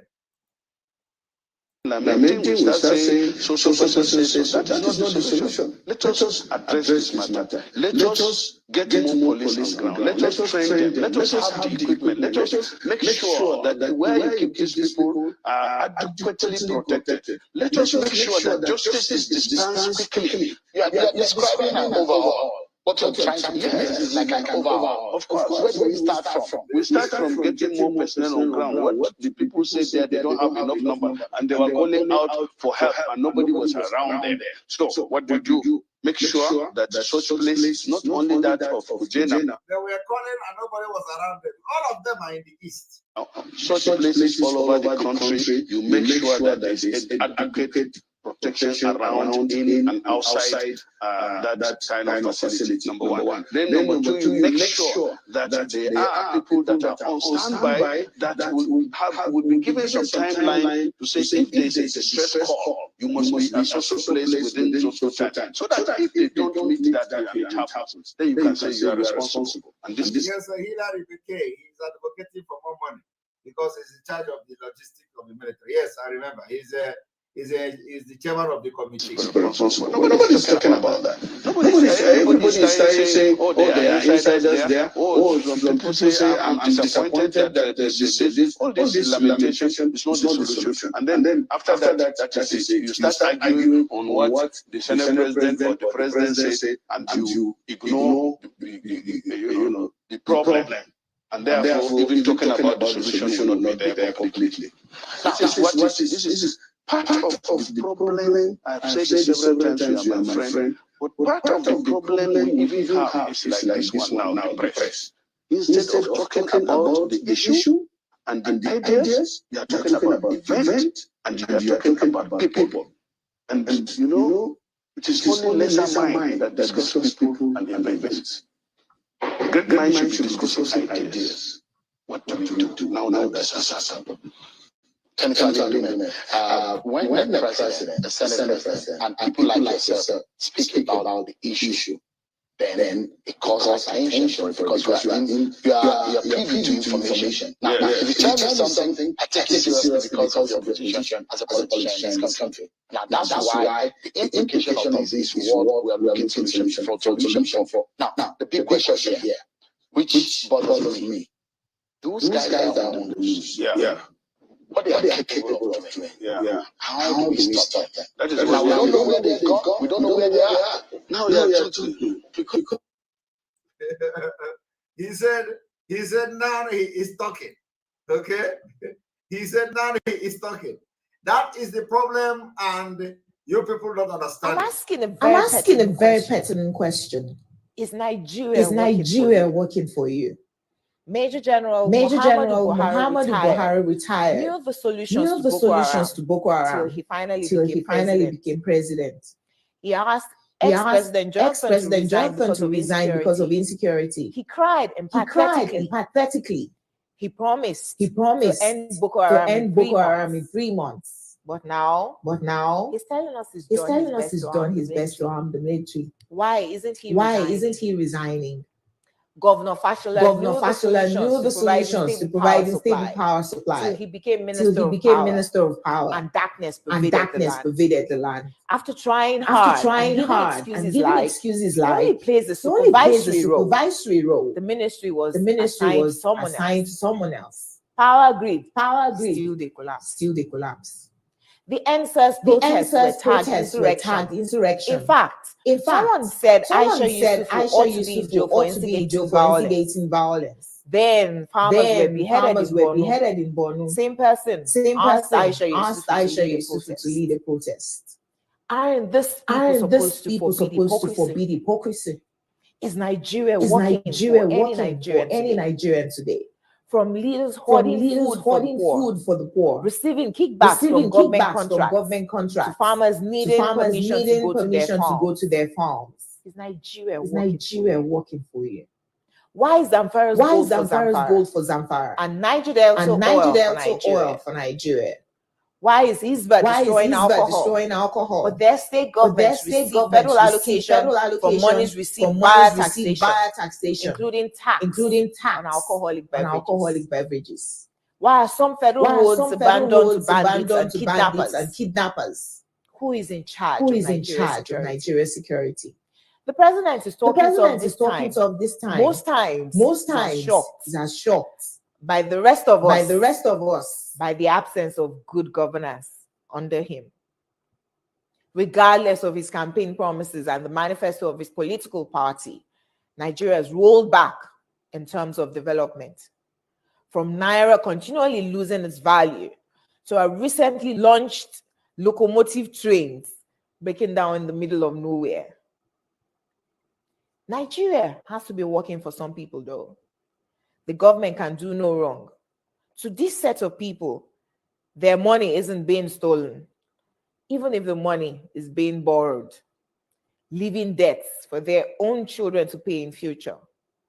Even if the leaders don't use public institutions, from sending their children to Ivy League schools abroad to getting medical treatment abroad, some people who have nothing and we need to donate money for their medical bills if they have a serious ailment, continue to hail the obvious lack of good governance till Nigeria happens to them. Then they get a little pissed. May Nigeria never happen to you. Say amen. We deserve better than the political class who go home with millions monthly to represent people who can't even afford to feed themselves. I am Olajumoke Alaode James. Nigeria is not working for me. Is Nigeria working for you? We will lead Nigeria the way we have led Nigeria before. Whether we are president or vice president or whatever, we will lead Nigeria. Not because we are better than anybody else, but because if you are doing a democratic game, the votes say vote who you want. We have the majority of the votes. Why do we need to accept a second-class position when we can fight for and get a first-class position? Why? Why does anybody need to threaten us and cajole us and intimidate us?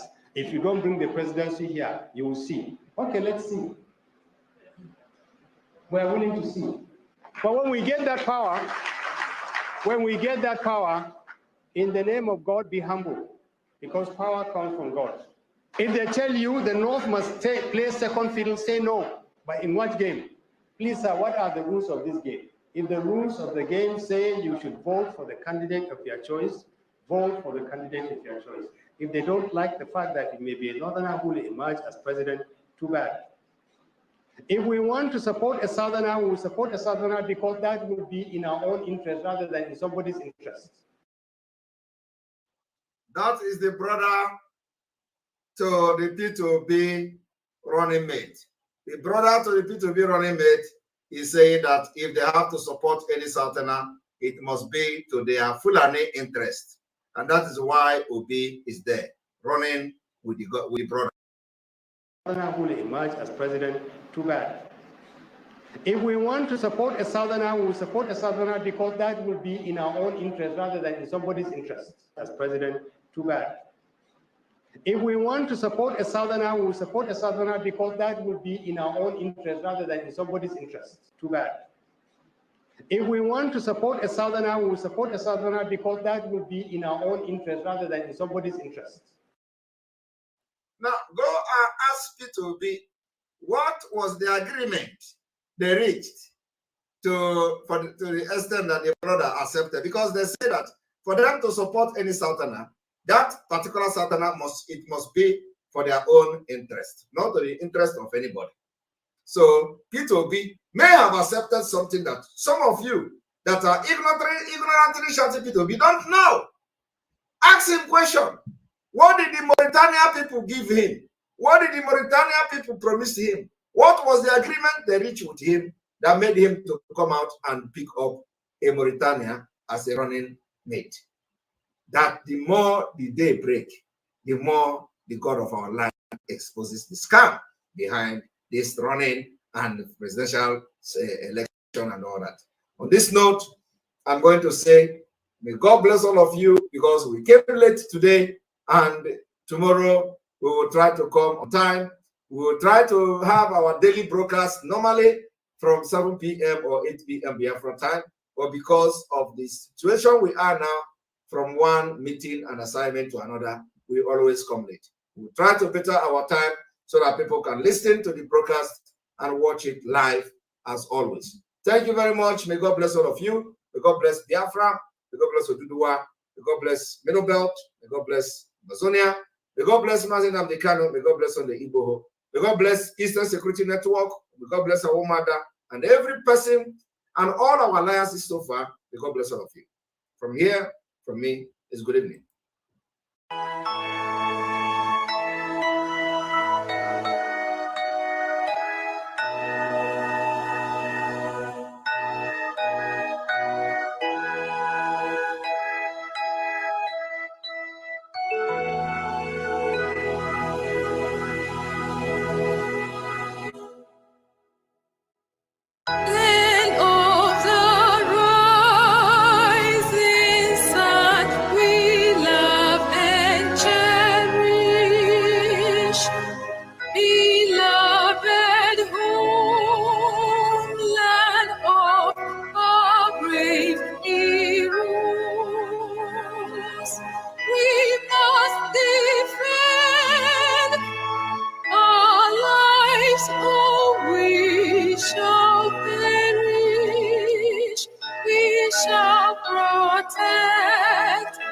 us from all our foes. But if the price is death for all we hold in, then let us die without a shred of fear.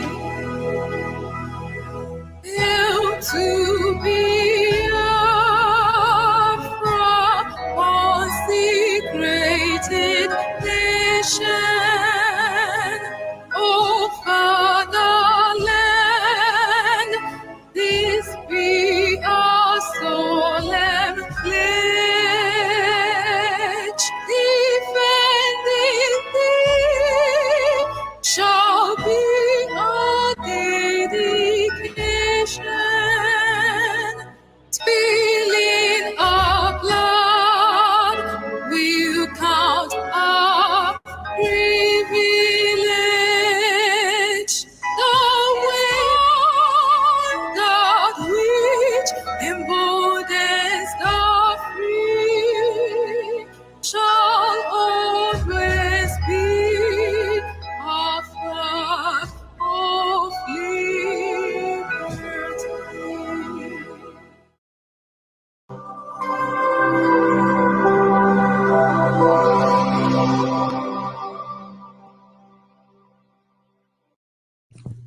IPOB, one family. Biafrans all over the world. If we want safety and security for our people, then let's continue to support Eastern Security Network. All donations are welcome. No contribution is too small or too large. Do your part, knowing that freedom is in our hands, and together we must all rise to the occasion.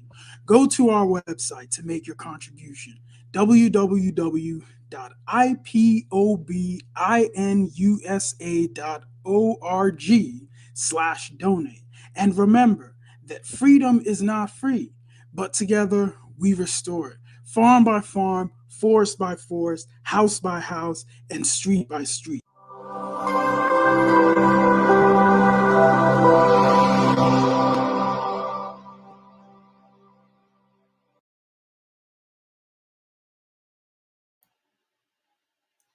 And just last information. This information goes to one of our person who analyzed very well, King Juan Solomon. King Juan Solomon, we thank you for what you are doing. My attention have just been called to one of the video of King Juan Solomon. That person that the picture was in a video that you posted this evening is not the person that operates any social media platform. Is not a person that operates any YouTube. That person is maybe somebody used the picture. So we appeal to you to remove the video, because people may have used the picture of that person to open that or to update or to open that particular YouTube account. That person don't have time for Facebook or creating a page. So King Juan Solomon, you may reconsider removing that particular video.